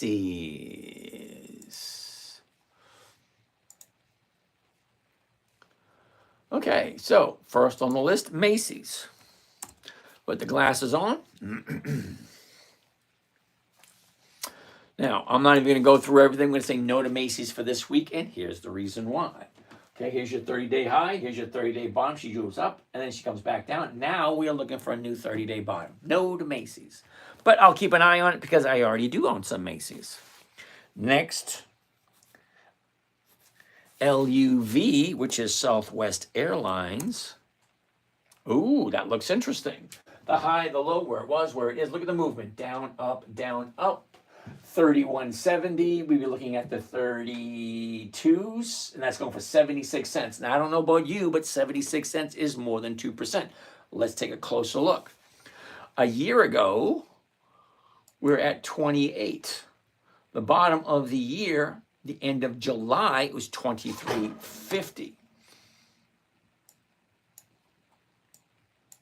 Okay, the high of the year, 36.12, was the beginning of December. Well, here's your 90 days. Okay, 90 days, the last 3 months. The high of the low, where was it? Where is it? Look at the motion. Up, down, up, down, up. Okay, great. Well, let's take a look at the last 30 days. The last 30 days gives me an idea of where do I think it's going next. Okay, 30 days ago, here we are. Sideways, down, and up. Yeah. Gapped up here. There's the high here. She's going up. So here's the question. Do you like this? Before we do, let's take a look at seasonality. What does this stock normally do this time of year?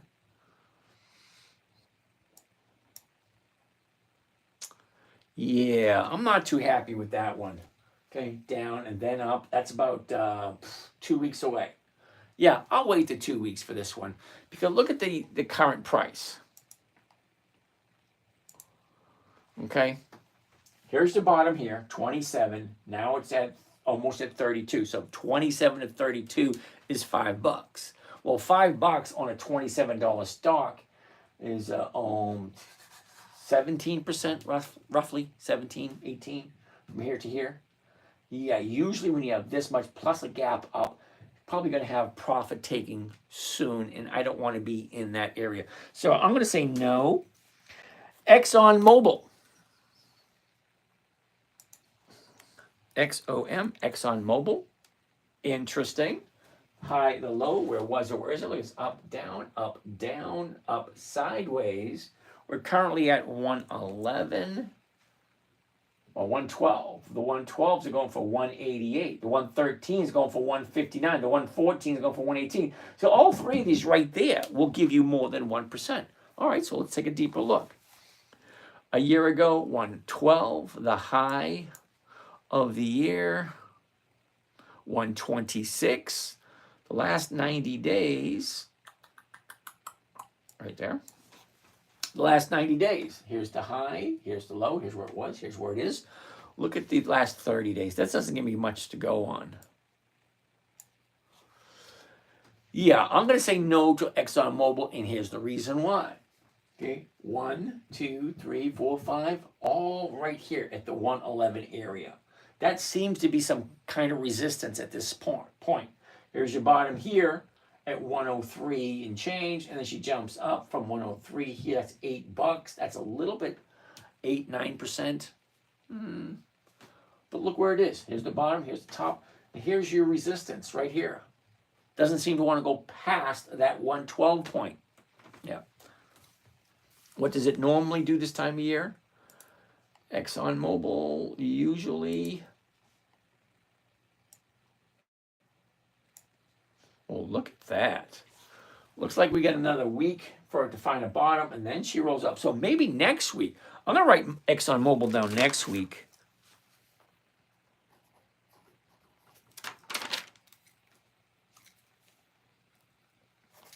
Ooh, somebody wants to take a look at Microsoft. I don't know who suggested that one, but that's one of my nice stocks, MSFT. Now that looks good. Quick. Okay, it should take you 3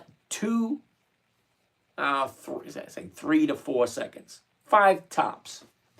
The high, the low, where was it? Where is it? Look at the direction. Down, up, down, sideways, up, down. Now she's bouncing off of this. The bottom is right there. It's bouncing off of that bottom. That's a great place to jump in. Buy low, sell high. Well, you can't get any lower than the low of the year. Could it go lower? Yeah, but we'll take a closer look and you'll see something. Okay, before we do that, the current price right now, 386. So we'll be looking at the 389. There aren't any, but the 387s right here, 835. That's over 2%. Well, that works. Okay. So a year ago, we are at 415. The high of the year, 468. And that was the beginning of July. All right. Last 90 days. Okay. The high, the low, where was it? Look at the movement. Down, up, down, up, down, up, down, up. Okay, now it's going up. The bottom was 4 days ago. 4 days ago, 1, 2, 3. 3 days to the upside from the bottom of the year. Now, you can't get any lower than the bottom of the year. So, do you like Microsoft? Do you like it at this current price? What does it normally do this time of year? Normally, Microsoft, look at this. That is a nice move right there. Here's where we are, and look at the movement. Nice to the upside for the next 2-3 months.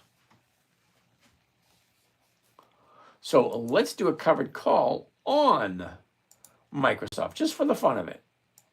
Okay. It's at 287. We're going to do the 287.50s. Let's change. First thing I want to do is I want to change this right here. From single, just buying a stock or buying an option, I want to change that to covered call. So click right there. Here it is right there. Covered stock. So we're going to go and click on that. There we go. Now, the 387, which is right there. Buy that. Now, I'm just going to show you one contract and see what the numbers look like. Now, I'm going to change a limit order to a market order. Now, the reason why I changed to a market order will be filled instantaneously first thing tomorrow morning. The market opens at 9:30. Well, guess what? At 9:31, I'm going to own 100 shares of Microsoft because I'm buying it at the market. Now, the reason why I buy at the market is because I'm doing 2 trades at once. I'm buying the stock and then selling the option right away. Okay, let me do it and hear what it sounds like. Confirm and send. Here we go. Buy one covered call Microsoft, MSFT. A 100, that is the weekly option, which means it's going to expire next Friday. Let me explain. Hold on. So I'm buying 100 shares of Microsoft first thing tomorrow morning, as soon as the market opens. Then I'm simultaneously selling somebody the option of buying it from me for basically the exact same price I just paid for it. It's right there. Maximum profit. It's already there. Do you remember what I said? Simple, safe, predictable. Well, I know what I'm getting before I even do it. Most people buy a stock and have to wait for it to go up. I honestly don't care if it goes up. I'm buying it, and then the only reason I'm buying it is because I like it and I want to hold it for the rest of my life. But we'll compromise my position and I will sell it at the strike price that makes sense to me. Well, if I'm buying it right now, 385, and I'm selling the 387.50s, okay, and I'm picking up $924 per contract. I know exactly what I'm making. Well, let's put in the calculator and see what kind of rate of return that is. Let's clear this.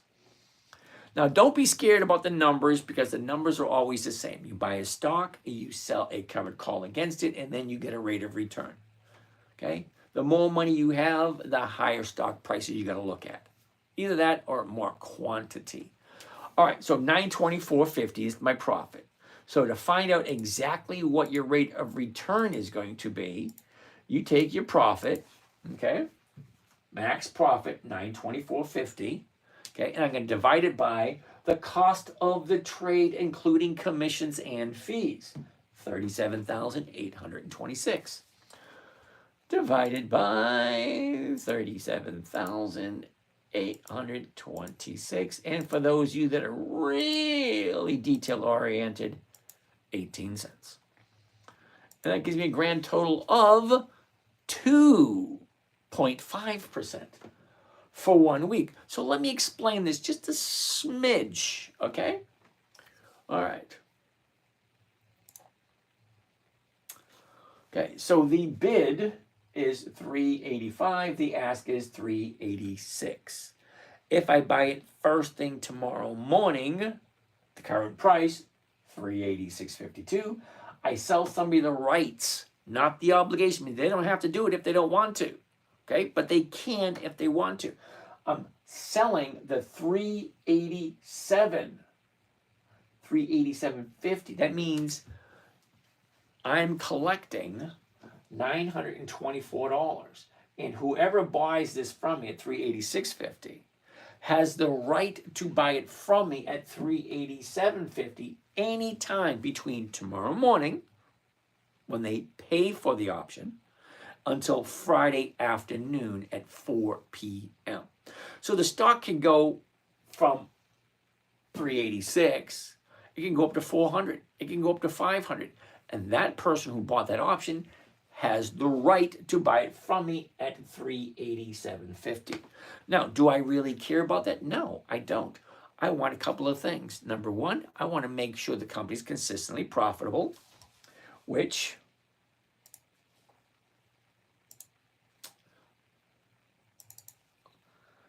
MSFT. Okay, now here are the dividends for Microsoft since they first started paying dividends. Back in 2004. Okay, let's read them and listen closely, okay?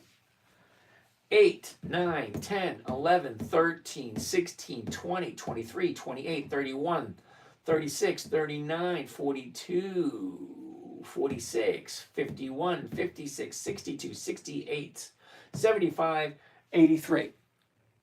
Did you notice every single number was higher than the previous number? Okay, that's consistently profitable. Every single year, higher and higher and higher. That's what I'm looking for. Okay, we looked at the numbers.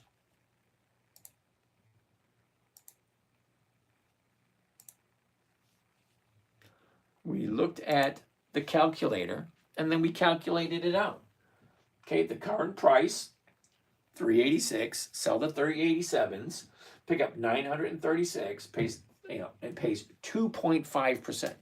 Do you have any idea what 2.5% per week is every single week for a whole year? Well, 1% a week is over 52%. Simple interest. Compounded at 74%. That's just at 1% per week. This is 2.5% per week. You multiply that by 52, hold on. Because it's 52 weeks in a year, and this is why I like weekly options. Okay, that's 131%. Okay, if you can get 2.5% every single week. Now, I don't get 2.5% every week. My goal is 1% every week. It's simple, it's easy, it's quick. Okay, so I like Microsoft. Yeah, the numbers look good. Let's get out of here and go on to the next one. Get out of there, get out of there. Change this back.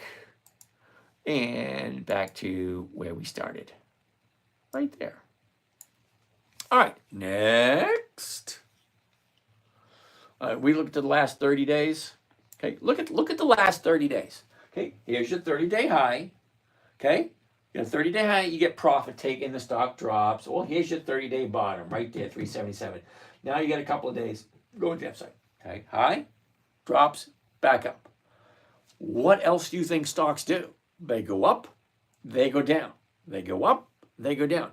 If you are expecting Microsoft to come to your house and serve you breakfast in bed, make the bed, nice little hospital corners, nice and tight, put some candies on your pillows, take the dog out for a walk, dump the trash. No, they don't do that. They go up, they go down, that's it. They don't do anything else but go up and go down. That's all they do. Never buy a stock you do not want to hold on to. If you don't like Microsoft, don't buy it. Make sure whatever you buy makes sense to you. Okay, next. Target. Ooh. Now, Target's an interesting one. Target is highly susceptible to black swans. Okay, here's Target. Okay, here's the high, here's the low. Look at the movement. I'm just going to say no right off the bat because this thing's dropping like a rock looking for a new bottom. Now, I'm going to put it down for this week to keep our eye on it because as soon as she finds the bottom, she will turn around and go back up. Reason being, well, the company's over 100 years old. They have consistently increased their profits every single year to their shareholders for 5 decades or more. Now, you may not like their politics, okay? You may not like what they're doing or what they have done, but you cannot argue with the numbers. The company has consistently increased its dividends for more than 5 decades. Okay? But it is dropping. I'm looking for a bottom, waiting for it to turn around, go back up. It's going to be a no for this week. NQ, never heard of it. Never heard of NQ. So let's take a look. What is NQ? It's a no. That was simple. Energy transfer. Ooh, take a look at that one. Okay. The high, the low, where was it? Where is it? Look at the movement. Sideways, up, down, up. 1936 to 1950s. Not quite there. Okay. Go 1950. I'll be looking for 19 cents. These numbers don't work. Sorry. It's actually that simple. This is not 1%. So it's going to be, no matter how good this looks, I'm not getting 1% out of this. So no, sorry. Energy transfers. Ooh, Siri. Ooh, interesting. High, low, where was it? Where is it? Look at down, up, down, up, down, up, down. 22.94, the 23s, 66. That's almost 3%. I like that. Let's take a look at the chart. Okay, a year ago. We're at 40.37. The high of the year was a couple of months later in the beginning of July at 41.55. Well, look at the last 90 days. Okay, here's your last 90 days. The high, the low, where was it? Where is it? Look at this. Up, down, up, down. Now, we have a bottom here, a 30-day bottom here, and 1 day to the upside. Thursday is the 30-day bottom. Okay, 17, right there. Okay, 30 days ago, right here, 27.50. Here's the bottom, Thursday. Friday's 1 day to the upside. I like 2 days to the upside because this could be an anomaly and it could keep on dropping. So if tomorrow's higher, great. Then Tuesday, if she's higher again, then that's a yes. Because I like 2 days to the upside before I jump in and call it a bottom. It's a possible 30-day bottom. Possible. So I'll see what happens tomorrow morning. So I'm going to write Siri down as a possibility. Okay. Next, Alcoa, AA. Ooh, I like this one. Did you see that? Okay. High, low look, it's up, down, up, down. Now she's going back up, 33.27 to 33.50s. 134. Well, that's over 3%. Close to 4, but it is over 3. All right, now, do you like Alcoa? I like Alcoa. It's on my list. Well, let's take a deeper look into this. A year ago, we're at 31.28. Jump up, pull back. Here's the bottom right here. Bottom of the year, beginning of August at 27. All righty. Last 30 days. Sorry, the last 90 days. Okay, here's the last 90 days. The high, the low, where was it? Where is it? Look at this. Down, up, down, up, down, up. 33, we already said that. Here we go. 30 days. I want to look at the last 30 days. Right there. Now, look at that. Here's your 30-day high, 38. She drops. Here's the 30-day bottom. Tried to retrace, pulled back. Now we have 1, 2, 3, 4 days to the upside. That is definitely going up. 33.53. All right. What does it normally do this time of year? Normally, right there. Check that out. That doesn't look that bad. Okay, we're almost at the bottom right there. See? And then she shoots up. I like this one. I'm going to write this one down for tomorrow. And no, that is not a recommendation. That is not a tip. That is just, I like it. I'm going to look at it tomorrow morning. That's basically all it is. Next, AT&T. Oh, wait a second. You know what? For the fun of it, let's do another covered call on Alcoa. Okay, 33.50s. I like the 33.50s. See the current price right now? 33.27. I'm going to do the 33.50s. Let's see what it looks like. Okay, first change this. Covered right there. 33.50s right there. One contract right there. Change for market. All right, and here it goes. Buy one covered call, Alcoa 100, that's the weekly, 28 March 25. That's this coming Friday. Is that right? Or is that next Friday? No, that's next Friday. No wonder why that number looks so good. All right, hold on. Let's back up for a second. We're looking at the wrong number. Delete. All right, the 33.50 right there. All righty. Silly me. See, that's why I always tell people, make sure you read it out loud so you can hear what it sounds like to make sure you're doing the right trade. Because most people are going to lose money by hitting the wrong button. Now, I'm guilty of it. I hit the wrong button 3 times last year, and 2 weeks ago, or 3 weeks ago, I hit the wrong button. Now, I've been trading for over 20 years. If I can hit the wrong button and lose money, so can you. So read it out loud. Make sure it sounds right. Buy one covered call, Alcoa, AA 100, that's the weekly, 21 March 25. That's this Friday. Okay. The 33.50 call against the stock at the market to open. Here's my profit, 122. It's going to cost me 3,200. Let's take the calculator out, see what that sounds like. Okay, let's clear that out of there. 122 right there is my profit, 122. Divide that by, what is it costing me for this trade? 32.28. 32.28. And that comes to a grand total of 3 point, oh, holy shit, I'm going to write that one down. It is written down. Yeah. 3.7%. Well, that's nice. And I do like Alcoa. Okay, so. Next, AT&T. Let's take a look at AT&T. Get rid of that. Change this. Go back to here and put in AT&T. AT&T, interesting.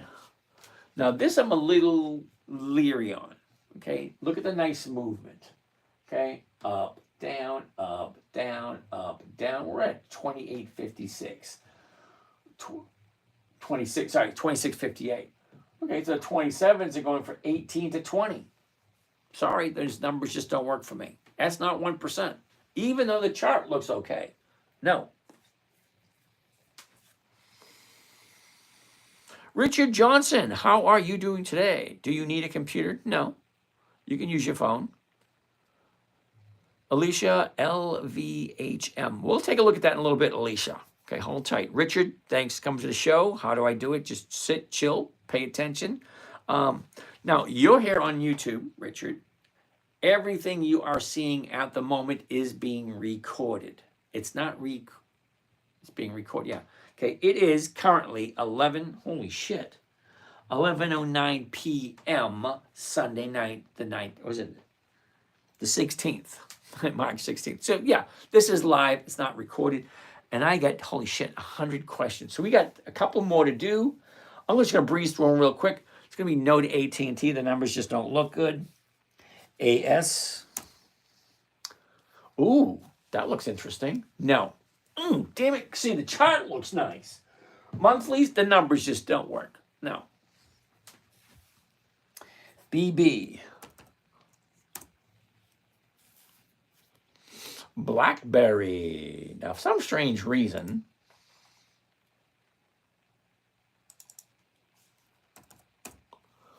BlackBerry just doesn't sound quite right. Okay.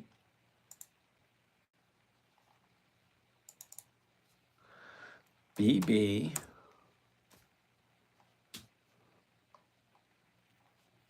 Okay, sorry, dude. BB, there's no dividends available. That means it's going to be a no. Sorry.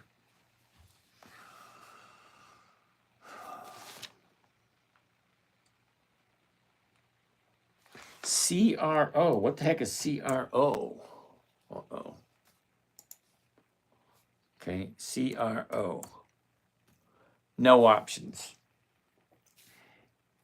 AMC.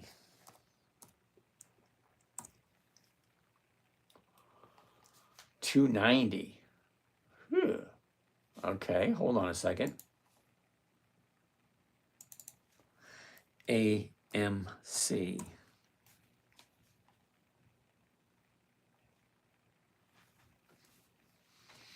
Okay, so AMC hasn't paid dividends in 5 years. No, sorry. GameStop. Now, I don't think GameStop even has dividends. GME.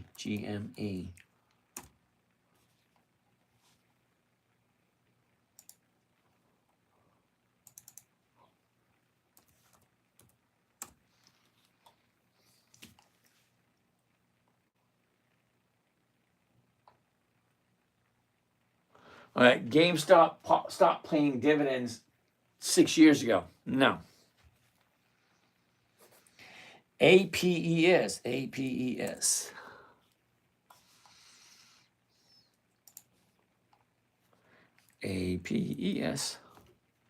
No options. No, thank you.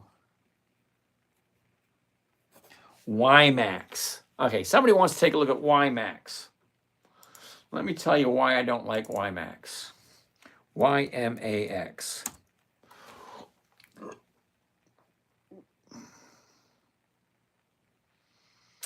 Okay, now, the reason I don't like WiMAX, really quickly. February 2024 is the very first dividend. Yeah, no thank you. Let's take a look at the numbers. 53, 57, 63, 73, 73, 65 lower, 59 lower, 23 lower, 22 lower, 21 lower, 20 lower, 18 lower. Do I need to say anything else? Okay, no. WiMAX, no dividends. Oh, well, the dividends, crap. RGTI. Rigetti spaghetti. There are no dividends. Right there. See, there are no dividends in the selected time period. No to RGTI. Sorry. Almost done. HPE. Now, HPE. It's Hewlett Packard, and that one. Ooh. Did you see that? The high, the low. Where was it? Where is it? Look at this. Up, down, big drop. Here's the bottom right here. The bottom of the year looks like it was Thursday. It was. Big top, big bottom. Now she's bouncing up. I would like to see it go up a little bit more tomorrow. If she's higher tomorrow, then she might be a possibility for Tuesday. Because remember, I like 2 days of the upside. And you cannot get any lower than the low of the year. And that was Thursday. Friday's 1 day higher. Who knows that's next? So I'm going to write that one down also. HPE. Next. DKF. What the heck is DKF? Oh, DKE. DKE. No, sorry. SPY. Now, somebody wanted SPY. Now, let me show you why I don't like SPY. SPY. Now, you ready? Let's take a look at the dividend. Let's go all the way back to 2005. That gives us 20 years.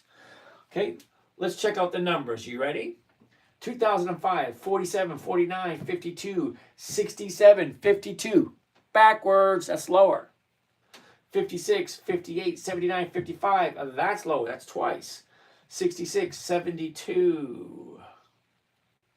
78, 64. 3 times backwards. 67, 69, 72, 56. 4 times backwards. 52. 5 times backwards. 51. 6 times backwards. 59, 48, 7 times backwards. And we're not even in the double digits yet. This is 2009. We're already 7 times going backwards. Up, down, up. That's not consistently profitable. But wait, it actually gets worse. SPY, it does. We're going to go here to the summary. Right there. I'm going to check out the summary for SPY. See, I've done this one so many times. I know exactly what it is. And it's, in my humble opinion, it's a hell no. It's like, why would you? All right, look at this. $562 per share. Okay, do you see what the yield is? Do you understand what yield is? That means you put your money here, and they give you a rate of return. And that's called the yield, or the rate of return. Okay, 1.1%. It actually went down. It was 1.2% a couple of weeks ago. Now it's at 1.1%. Why the hell are you investing your money at 1.1% per year? Boggles my mind. All right, it's 11:16. We're going to stop looking at stocks. Wait a second. We got 3 more to go, and that's it. And then we'll just answer questions. All right. So, no to SPY. All right, let's get out of there. And next on the list, Mosaic, M-O-S. I like Mosaic. Ooh, look at that. That's nice. Okay, high, low. Where was it? Where is it? Look at this. Down, up, down, up. 28.67. Uh-oh. Okay, all right. I hate it when they do this. Really, I do. Let's take a look at the numbers.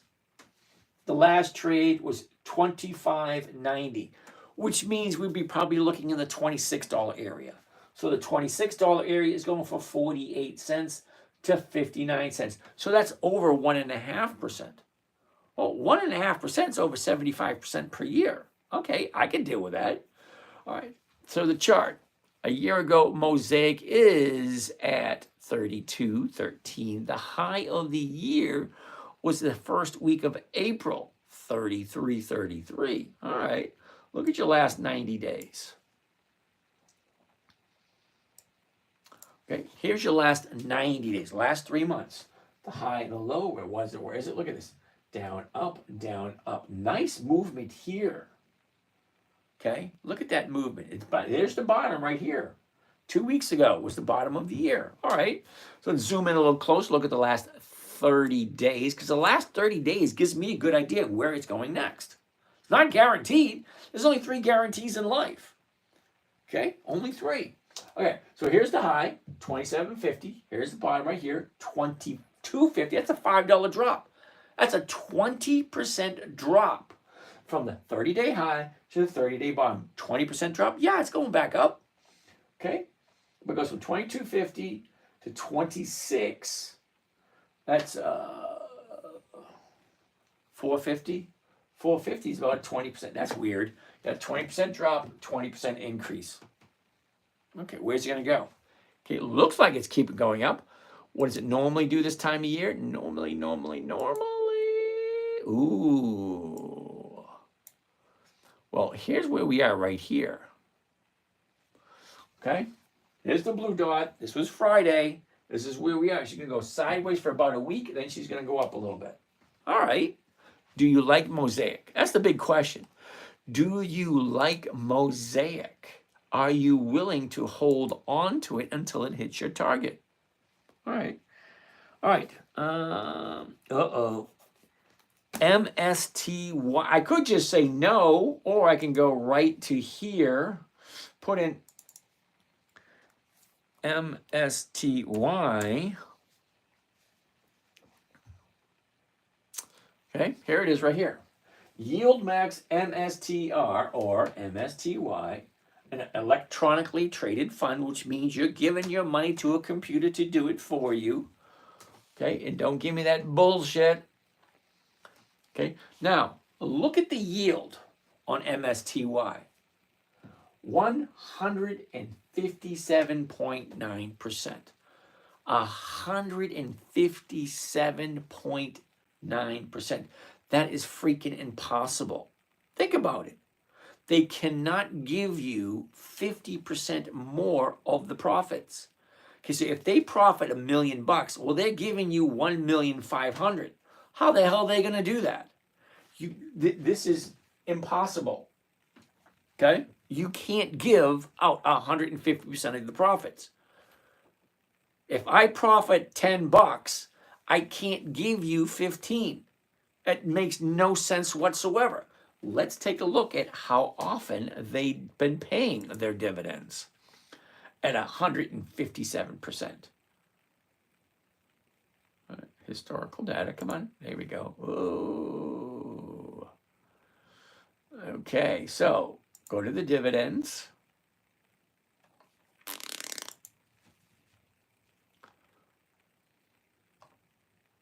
Come on. I gotta wait for it to go back. Okay. Okay, here's the historical prices. Dividends only. Dividends only. Come on. There we go. And go all the way back and take a look at every single. Are you shitting me? April 2024. This thing's not even 1 year old. How can a company not even 1 year old give out 150% of profits? It doesn't make sense. That means they're going backwards. And then look at the numbers. 413, 250. That's almost a 40% drop. Then it goes to 3. That's a 20% increase. Then it goes down to 233. Then it goes to 198.93. Then it goes to 1. Yeah, no. Not profitable, and they're actually going back. They're going backwards in such a rate. It's just, anyway. Let's take, it's 11:22. We get 8 minutes left. We got 99 questions. Okay, so let's go up. So Misty's going to be a no, not enough dividends. SPY had multiple splits. That's why dividend go down. No, because here's the thing. If the stock is $100, okay, and it gives a $50 dividend, okay, that's a 50%. Okay, fine. If the stock gets a split, now it's a $50 stock. The dividend gets split also. So it's still the exact same percentage. Okay? And no, SPY did not split that many times. It went up, it went down, it went up, it went down. 1.17% for the yield on SPY. Okay, I always tell people, make sure you have access at your little fingertips, a financial website. Go back and take a look at all the prices. Go back and take a look at all the dividends. Go back and take a look at all the information. Okay? I don't like SPY. The numbers just don't work for me. There are too many other companies that are consistently profitable. Okay, Cole, you're asking me about mortgage REITs. Thanks. Jump back in tomorrow night. We'll take another look. Okay, Soccer King. Misty pays monthly. Yes, I'm well aware of it. But they're paying more money than they're bringing in. There's no way to sustain that. All right, Angie, thank you for that. Where are we?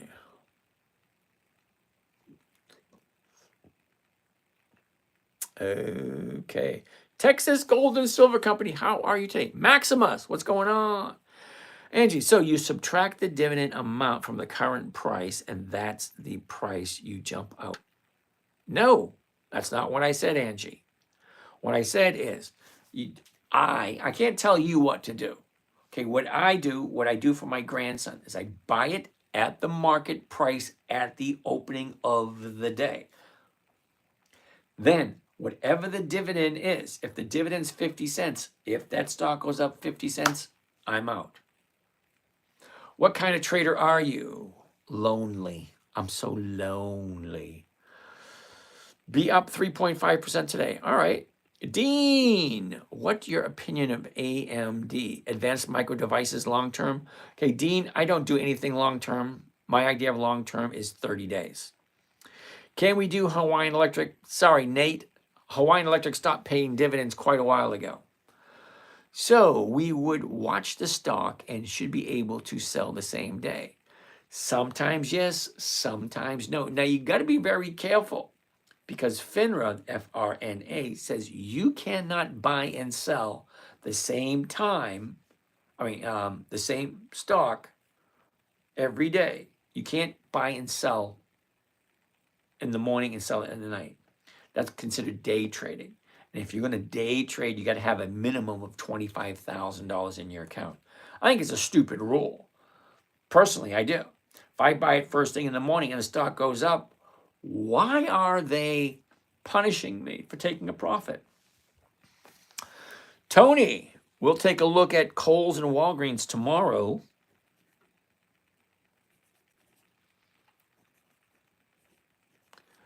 And then Adam Thompson wants to take a look at Dell. We'll take a look at Dell tomorrow. I like Dell. Dell's one of my favorites.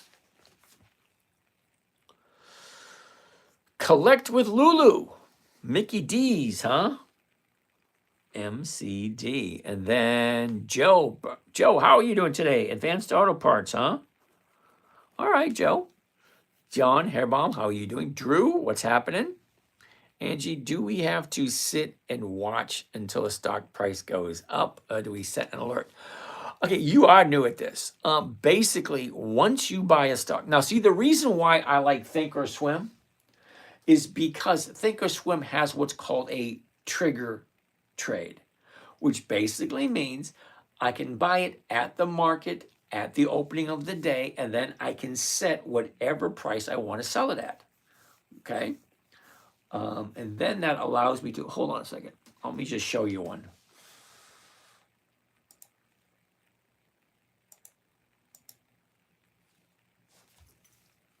My freaking glasses.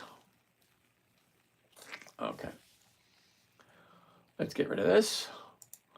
Okay, let's take a look at Mosaic right there. I want to right click here. Buy custom. Uh-oh, wait a second. I don't have it set on this one. I have it on this one though.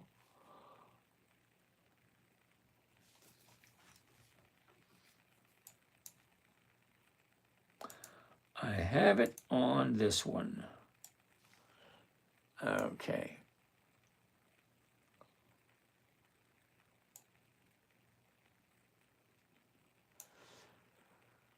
Trade. Okay, Intel, let's do this. Buy custom, there it is right there.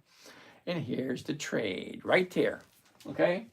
Buy 100 shares of the stock at the market to open for the day, and then sell the exact same shares, the exact same, what do you call it? Yeah, the exact same amount of shares, the exact same company, triggered by a 55-cent increase. Or I can change it to 51. Whatever the dividend is. Okay? Limit order, good till cancel. Then I hit confirm and send. And here it is. Buy 100 shares of Intel at the market to open. Sell 100 shares of Intel triggered by a 51-cent limit order move to the upside. Okay? That's it. Whatever it fills at. Whatever she fills at first thing in the morning, it's going to add 51 cents to it, and then it's going to get me out as soon as it hits that 51 cents. That's called a trigger trade. Okay? Anyway, let's keep on keeping on. Can I do Apple, please? Winnie! Okay, I'm going to write Apple down. We'll take a look at it tomorrow.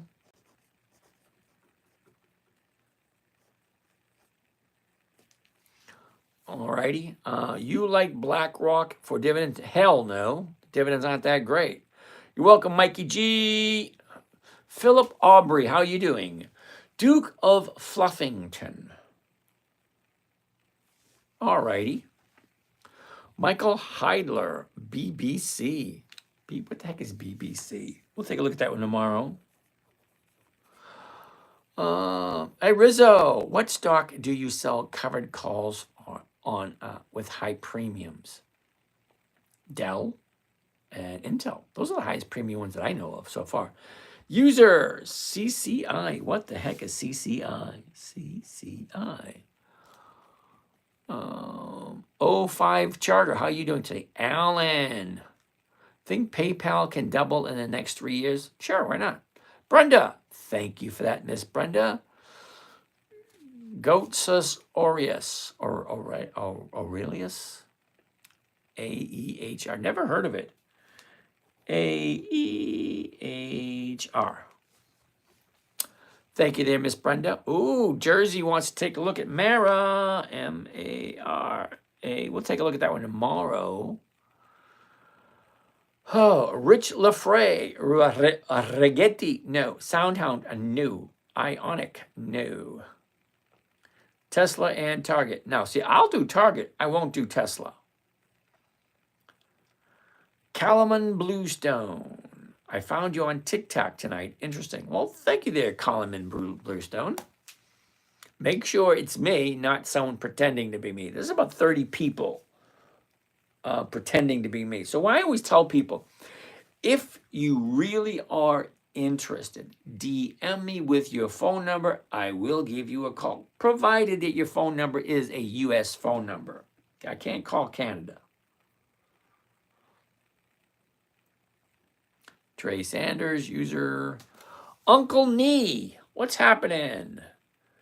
Demwit, what does it mean that international traders are selling us binds?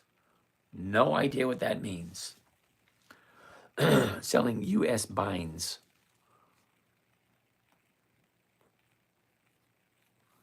Is it better to do covered calls on Sync or Swim because I have an E-Trade account? Now, I honestly couldn't tell you. I tried E-Trade years ago. I don't like it. Oh, Demwit, bonds. What does it mean when international traders are selling bonds? Maybe they're making a profit off of it. About all I can think of. People buy and sell for whatever reasons they buy and sell. I honestly don't know why they do that. Andrea wants to take a look at Riley. R-I-L-Y. Now, I do have some Riley. We'll take a look at that tomorrow.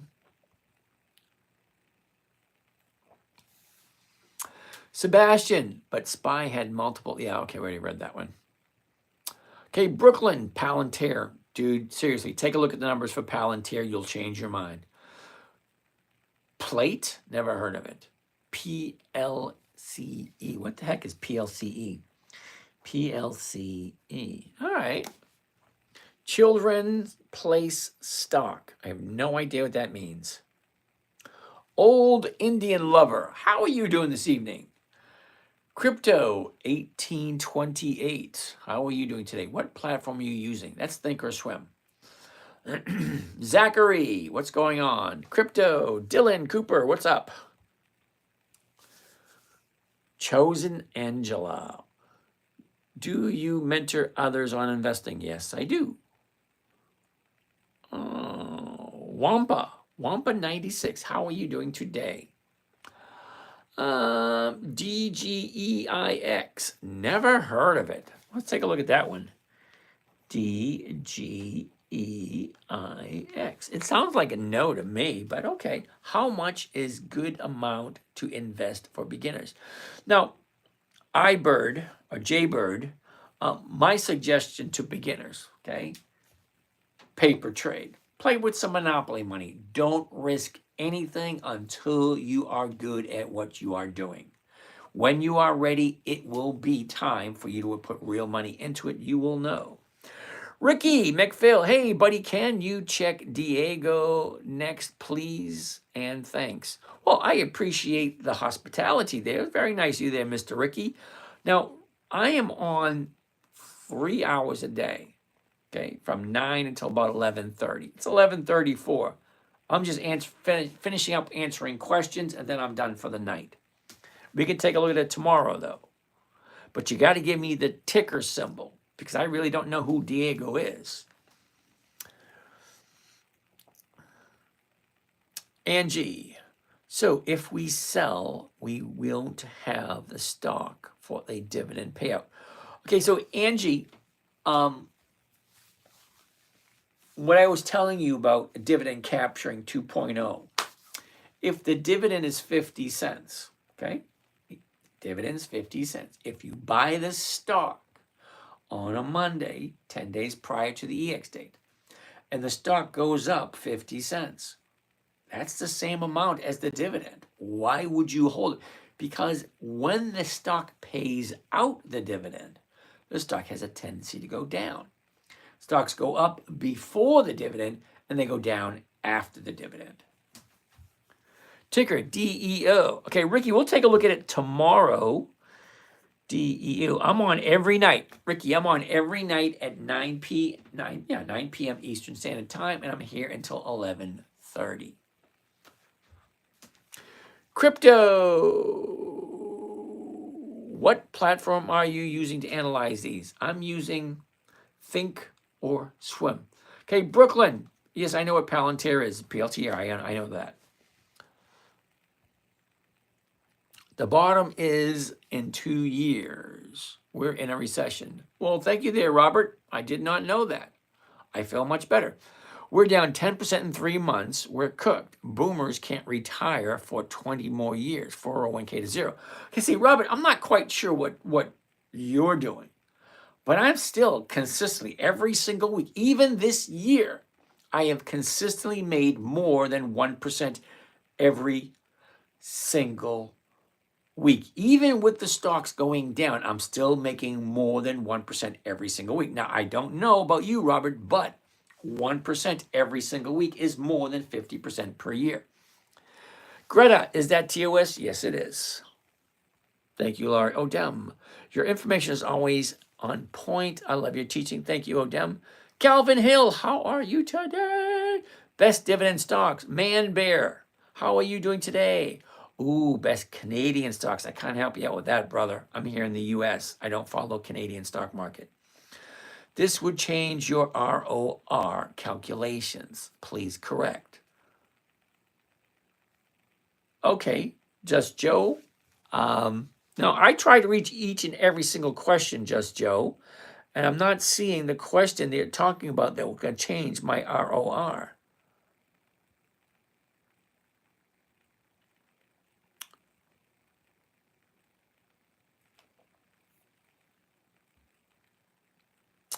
Yeah, Just Joe 27.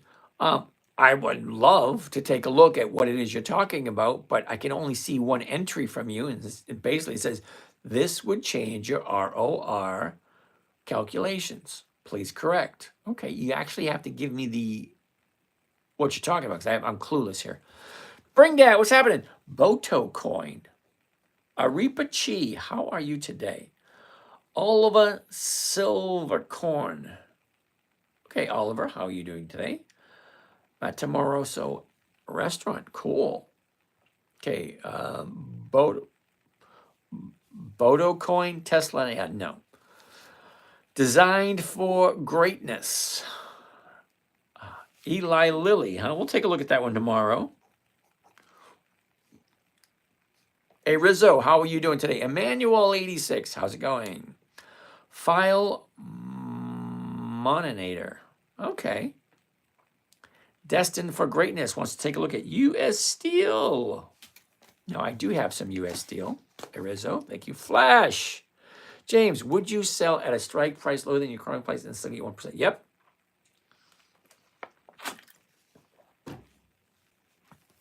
Ocean, how you doing? iPhone 16 giveaway. Hi, 1214. Crypto Bull Daniel, okay. Oh, Extreme Investor. My wife had you the other night. Oh, good for you. Not sure why numbers aren't matching on my end using Robinhood. Don't know. I found a great dividend recently on Mountain. Yeah, was it MTN? That Mountain Coffee? I think that's what it is. Fang, MTN. We'll write that one down.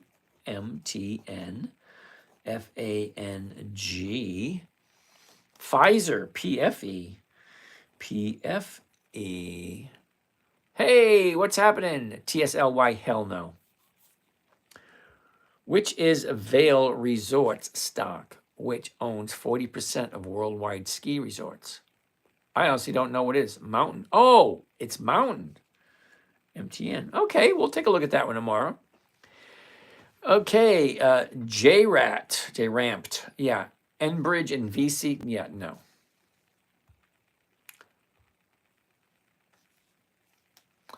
Okay, you saw MTN and they have great dividends. I love it when people say that. I do.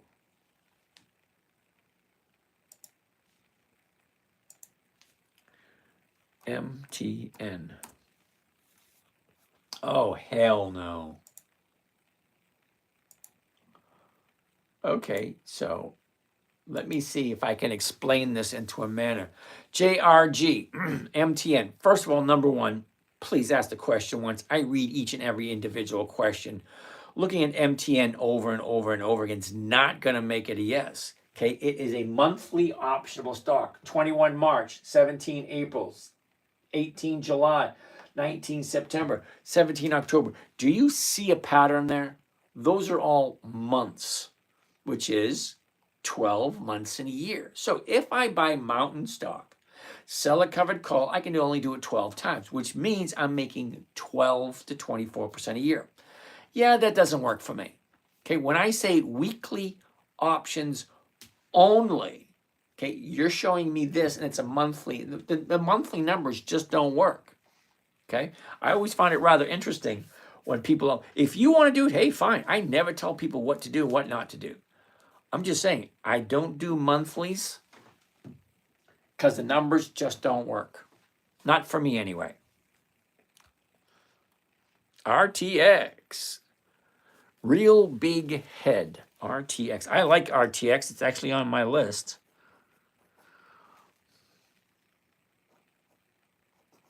RTX. Oh, JRG. Does he ever look at TikTok? See, you're new here because when I say I stop all the questions and I read each one individually, well, that basically means that you putting up a question along with 100 other people, and you think just because it's yours, you think I'm ignoring you. I'm not ignoring you. It takes time to get through all these questions. And MTN is a no. Actually, he uses the dividends just to see how successful the business is. Absolute Bluestone, that's absolutely correct. If I invest 300, can I expect in monthly? What can I expect? Well, 300 grand. See, here's the interesting thing. When I say 1% per week, okay? Now, 1% of 300,000 is $3,000 a week. Okay? So if there's 4 weeks in a month, that's 12,000 bucks. If there are 5 weeks in the month, well, that's 15,000 bucks. Okay? 1% is 1%. If you have 3,000 bucks, well, 1% is just $3. 1% is 1%, no matter which way you look at it. Destined for greatness, QQY. Dude, did you even look at the numbers, some of the stuff you asked me? No, I don't want to be disrespectful to you. I appreciate your interaction. But I've been keeping a mental count of what you're asking me to look at. Almost every single thing you ask me to look at, I'm thinking to myself, does this guy or girl, I have no idea because it's not a, whatever picture that is, do you even look at the financial websites to find out what the numbers look like on stocks that you put up for me to look at? I know QQY, the numbers suck. So why are you asking? Do you even look? Does anybody knows if he looks at TikTok requests? Because I think he will love MTN. I really do. Okay, JRG, like I said, I appreciate your input. I do. I looked at MTM. Great dividends. Great. Well, you invest in it. It doesn't work for me. I don't do monthlies. The numbers just don't work.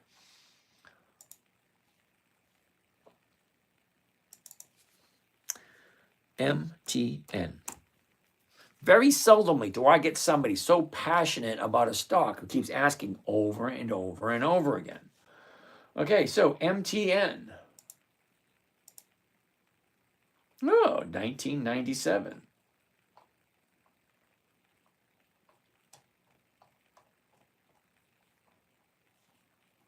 Let's try it one more time. Maximum amount on MTN.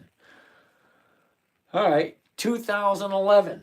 They first paid out a dividend in 2011. Brother, that's not 20 years. No, okay. 2005 is 20 years. 2011 is 14 years. Okay, I don't do 14 years. Okay, 15, 19, 21, 42, 62, 81, 105, 147, 176. Okay, explain to me. You think this is so awesome. Why in 2020 did they only pay one dividend, $1.76? Only one, not one per quarter.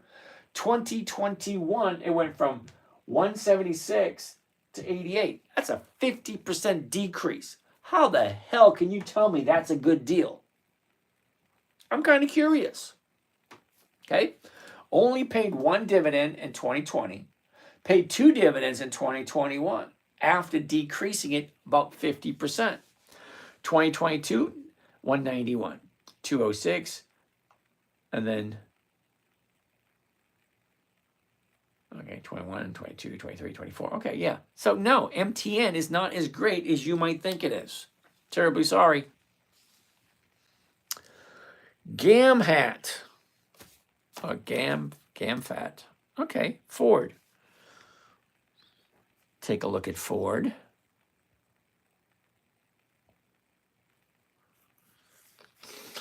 JRG, can you please do MTN? Wow, you really must like this thing. I've been here for like 15 times and never seen him respond to anything on TikTok. Wow, it's amazing that you've never seen it. You just don't pay attention. When do you usually come on? 9 p.m. I need to catch this from the beginning. Destined for Greatness. Thank you for that. I'm here every single night, 9 p.m., except for Friday nights and Saturday nights. Destined for Greatness, 9 p.m. Thank you. JRG. Almost seems like it's pre-taped or recorded or something. Well, JRG, I said many times, it's 11:47 p.m. Sunday night, March 16th. Okay? Who is he talking to or what is he looking at?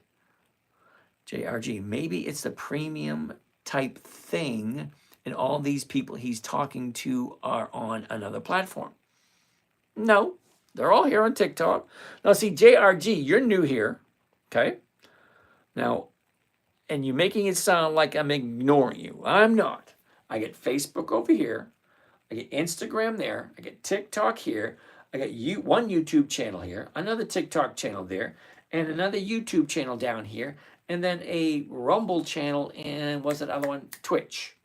Okay, I got 7 channels going, and you're upset that I'm not looking at MTN. Well, I looked at it 3 times. No, no, and no. Terribly sorry. MTM is not as good as you think it.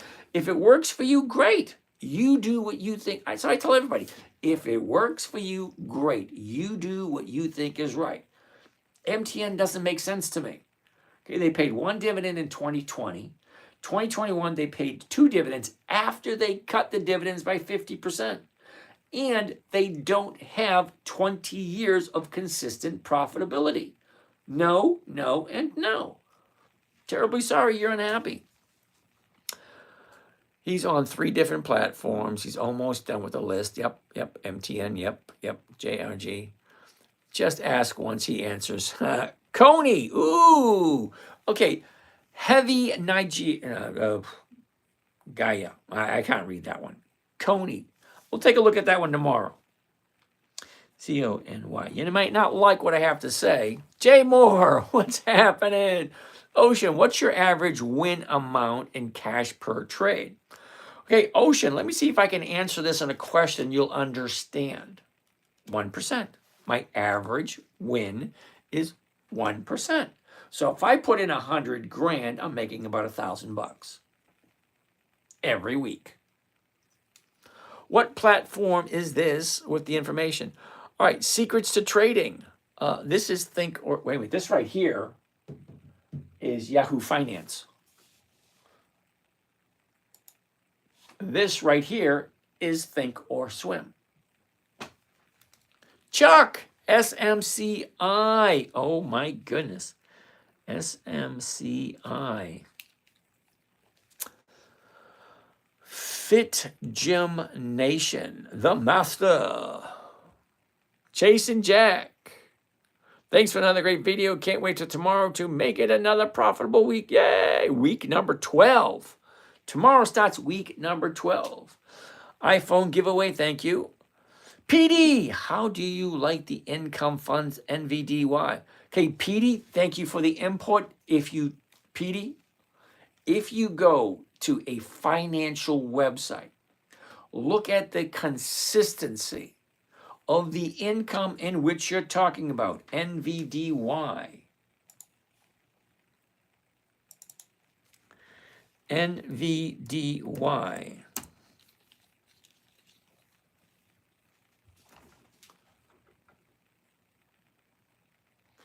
Okay, now, number one, PD. NVDY, very first dividend was June 2023. Means this thing's not even 2 years old yet. Okay, but let's take a look at the numbers. 75, 96, 81, that goes backwards. 93, 68, that goes backwards. 42, that goes backwards. That's 4 times gone backwards. We're not even in halfway through the first year. Okay? 51, 63, 153, 262, 261 backwards, 120. What the hell? That's more than a 50% drop. 256, 247, 125, another 50% drop. 136, 110, 102, 119, 90, 83, 161. Dude, do you not do your own homework? Do you see these numbers? There's no consistency of profitability. Consistency of profitability means 1, 2, 4, 5, 7, 11, 14, 33. Higher and higher and higher. Consistently going forward. Not up, down, up, down, up, down. The profits aren't consistent. Sorry, Petey.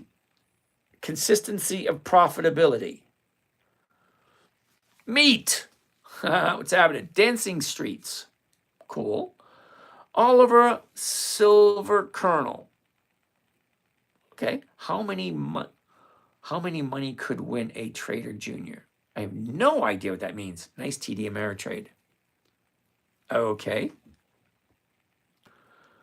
Baz Gems. Thank you.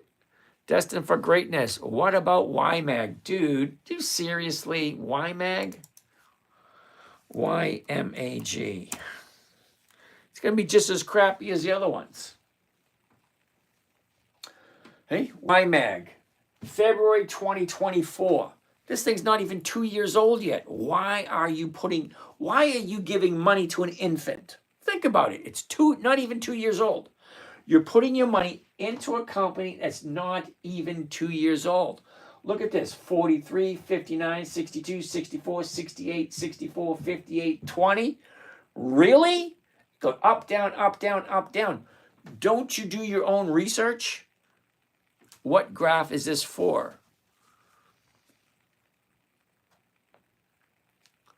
Does that say Iggles, Giggles, Tiggles? I have no idea.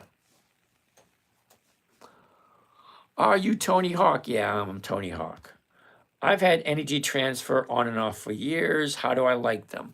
I would like them better if they had better premiums. IBM, nice company. I'll write that one down. IBM, NVIDIA, Denbon, okay, NVDY, no. Are the yield mark stocks drops? Yes, they are. Take a look at the consistency of profitability and the length of time of payout. Okay, I like companies that are consistently profitable for at least 2 decades. That's 20 years. Now, the stock market's been around for over 400 years. I don't think 20 years is that much of a big deal to ask. Okay, now, you guys can invest your money anywhere you see fit. Me personally, I like to have companies that are consistently profitable. Ricky McTail, DEO, huh? We already did that one. Life is what you make it. Nice. Alex, how you doing? Oh, look at us, we're almost done. Top Debt, baby! Cliff, what's happening? Are there any alerts that you get to help reduce your research time? I only do this research for you guys, okay? I already know the companies that I like, okay? I like companies that are consistently profitable for more than 2 decades. Dividend Kings, Dividend Aristocrats, Dividend Champions, Dividend Contenders, okay? And then I throw them into, oh, hold on. Then I throw them into the calendar. That's it, I throw them into the calendar. And then I only buy those stocks that have their dividends coming up, which means, okay, McDonald's, Sherwin-Williams, Stanley Black & Decker, Pepsi, Kimberly-Clark, GPC. These are the only companies I will look at because those are the only companies on this week. That's it. I don't want to look at AT&T. It's not on the list. I don't want to look at Home Depot. It's not on the list. I don't want to look at American Express. It's not on the list. If it's not on the list, it is a no for this week. Okay, so I got like 300 companies I look at. Okay, so this is the month of March.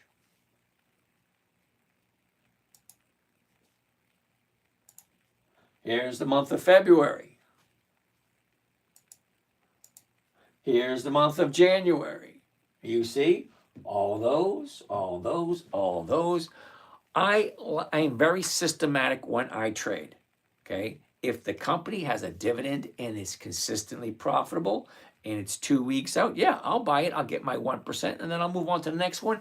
And I will see you again in 90 days. Because guess what? Hormel, okay? Week 1, week 2, week 3. There's only 13 weeks in the quarter. Week 1, week 2, week 3, week 4, week 5. That means every quarter. Okay. Cardinal Health, Fortis, Nordson's, always paying a dividend on the first week of the quarter. Every 90 days. And then when we're done with that list of 13 weeks, we go back to week number 1. And then when we're done with that 13 weeks, we go back to list number 1. It goes list number 1, list number 2, list number 3, so on and so forth. Are there any alerts? Yep, whatever. Stevie, thank you. Best of TikTok, thank you kindly. Denbon, do you know how NVD profits? Yeah, not good enough for me, Denbon.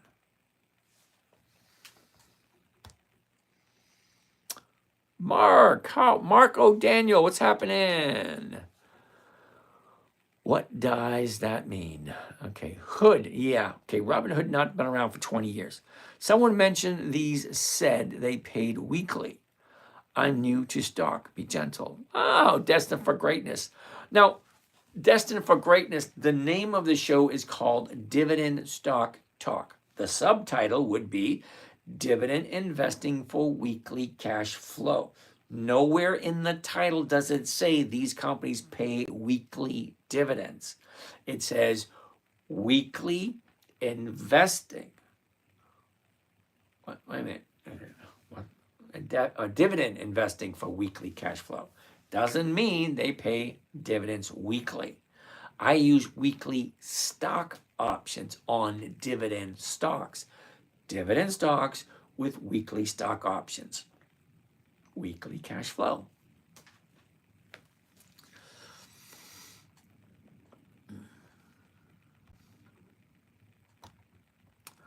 Okay. Dun, dun, dun.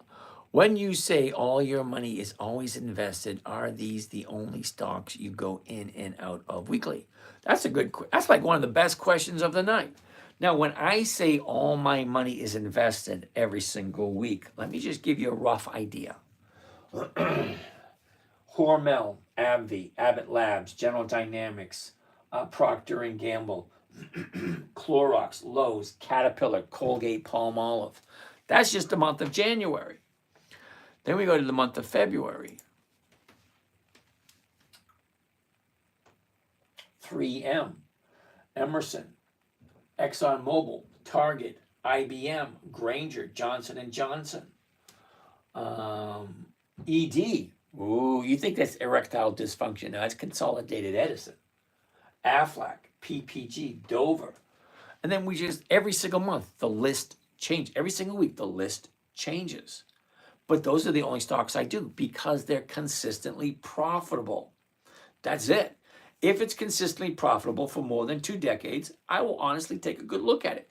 But they got to have weekly options. There's only about 300, about roughly 300 companies that have increased their dividends to their shareholders for more than 2 decades. You can put your money anywhere you want. This is what I do.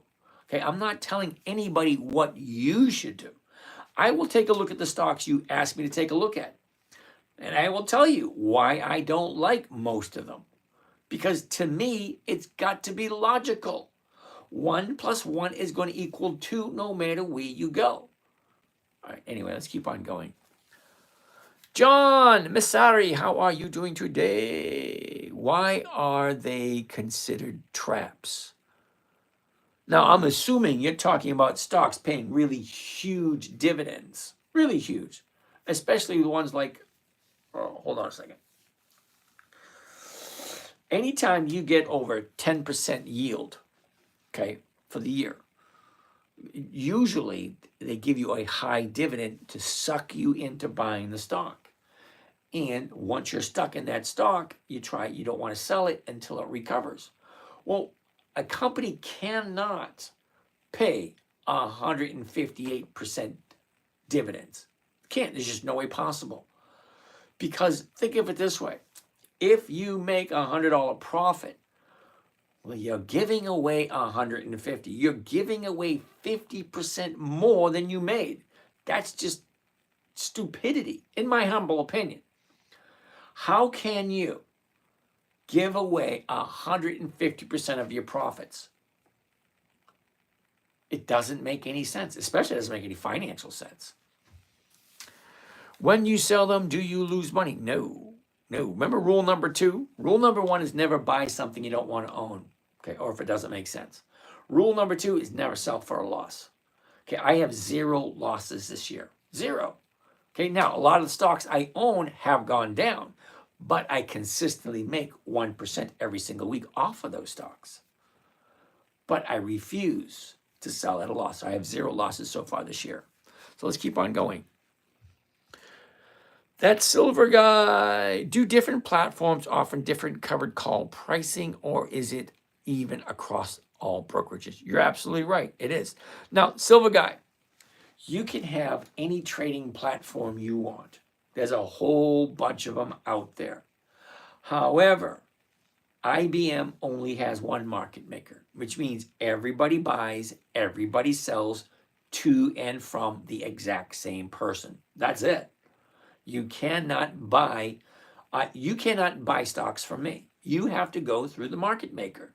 Okay? That's his job. His job is to make sure there's somebody there to buy and there's somebody there to sell. That's his job. So you cannot sell to Tom down the street. You cannot sell to your brother unless you have the certificates in your hand. Then you can sell them to someone else if they're unlabeled. Okay. Now, usually the date of record has the person's name who owns them. And then, yes, you have to actually contact the company saying that you stole your shares, if you do it that way. Is not a profit till you take it. Chasing Jack, that's a good one. Using Robinhood was trying to compare covered calls you were doing, and it didn't match up. Okay, Silver Guy, Robinhood is a little bit different. Okay.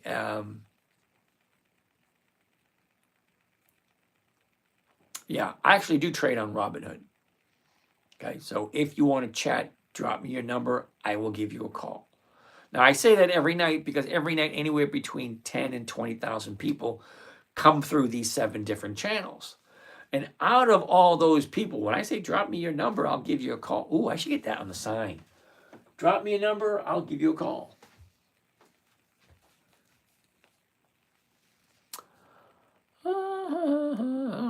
Jay Moore, James, good to see you. Have a great night. Well, I'm going to see what I can do about that.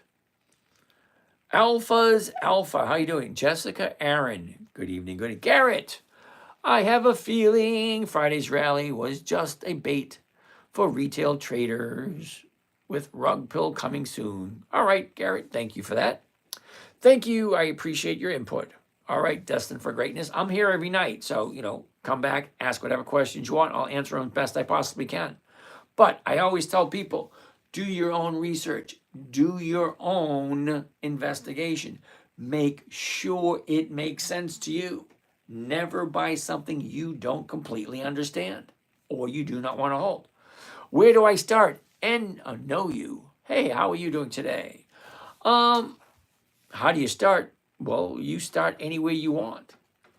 First, it starts in your mind. It's like, yeah, I want to invest. I want to take some of my money and I want to put it to work. Then you decide, what is it you want? And how much time do you have to put towards it? What is your goal? What is your outcome? What do you see yourself doing? Now, whatever you think you want to do, you got to understand that it's all going to take some time, a learning curve. Like, well, what do you want to do? And then you work the equation backwards. If you want to get a 20% per year, great. Find a strategy that'll get you a 20% per year. If you want 50% a year, fine, great. Get a strategy that'll get you that. Then work the equation backwards. And then decide, do you want to do futures, stocks, cryptocurrency, collectibles? Your money has to go somewhere when you retire. And that income has got to come in from somewhere. Yay, baby, what's happening? Over there on Instagram.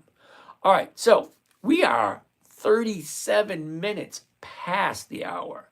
Well, I am done. You guys have a great night. I will see you again tomorrow. Now, for those of you guys on my morning trading group, I'm going to be sending you an email very shortly with the link to the live trading. Where would you start? Futures or stock? Okay, know you. Find something that works for you. Now, futures, it can be a little challenging, and they do have options. Have a good night. We'll do. Den Bond, thank you. Good night. Chasing Jack, have a great night. You too. Happy St. Patrick's Day. Yay! All right, that being said, you guys have a great night. William McKinney, thanks for stopping by. Okay, and you guys over here on Instagram, have a lovely evening. You guys here on TikTok, have a lovely evening. See you again tomorrow. Oh, right there. And for now. And you guys on YouTube, have a lovely evening.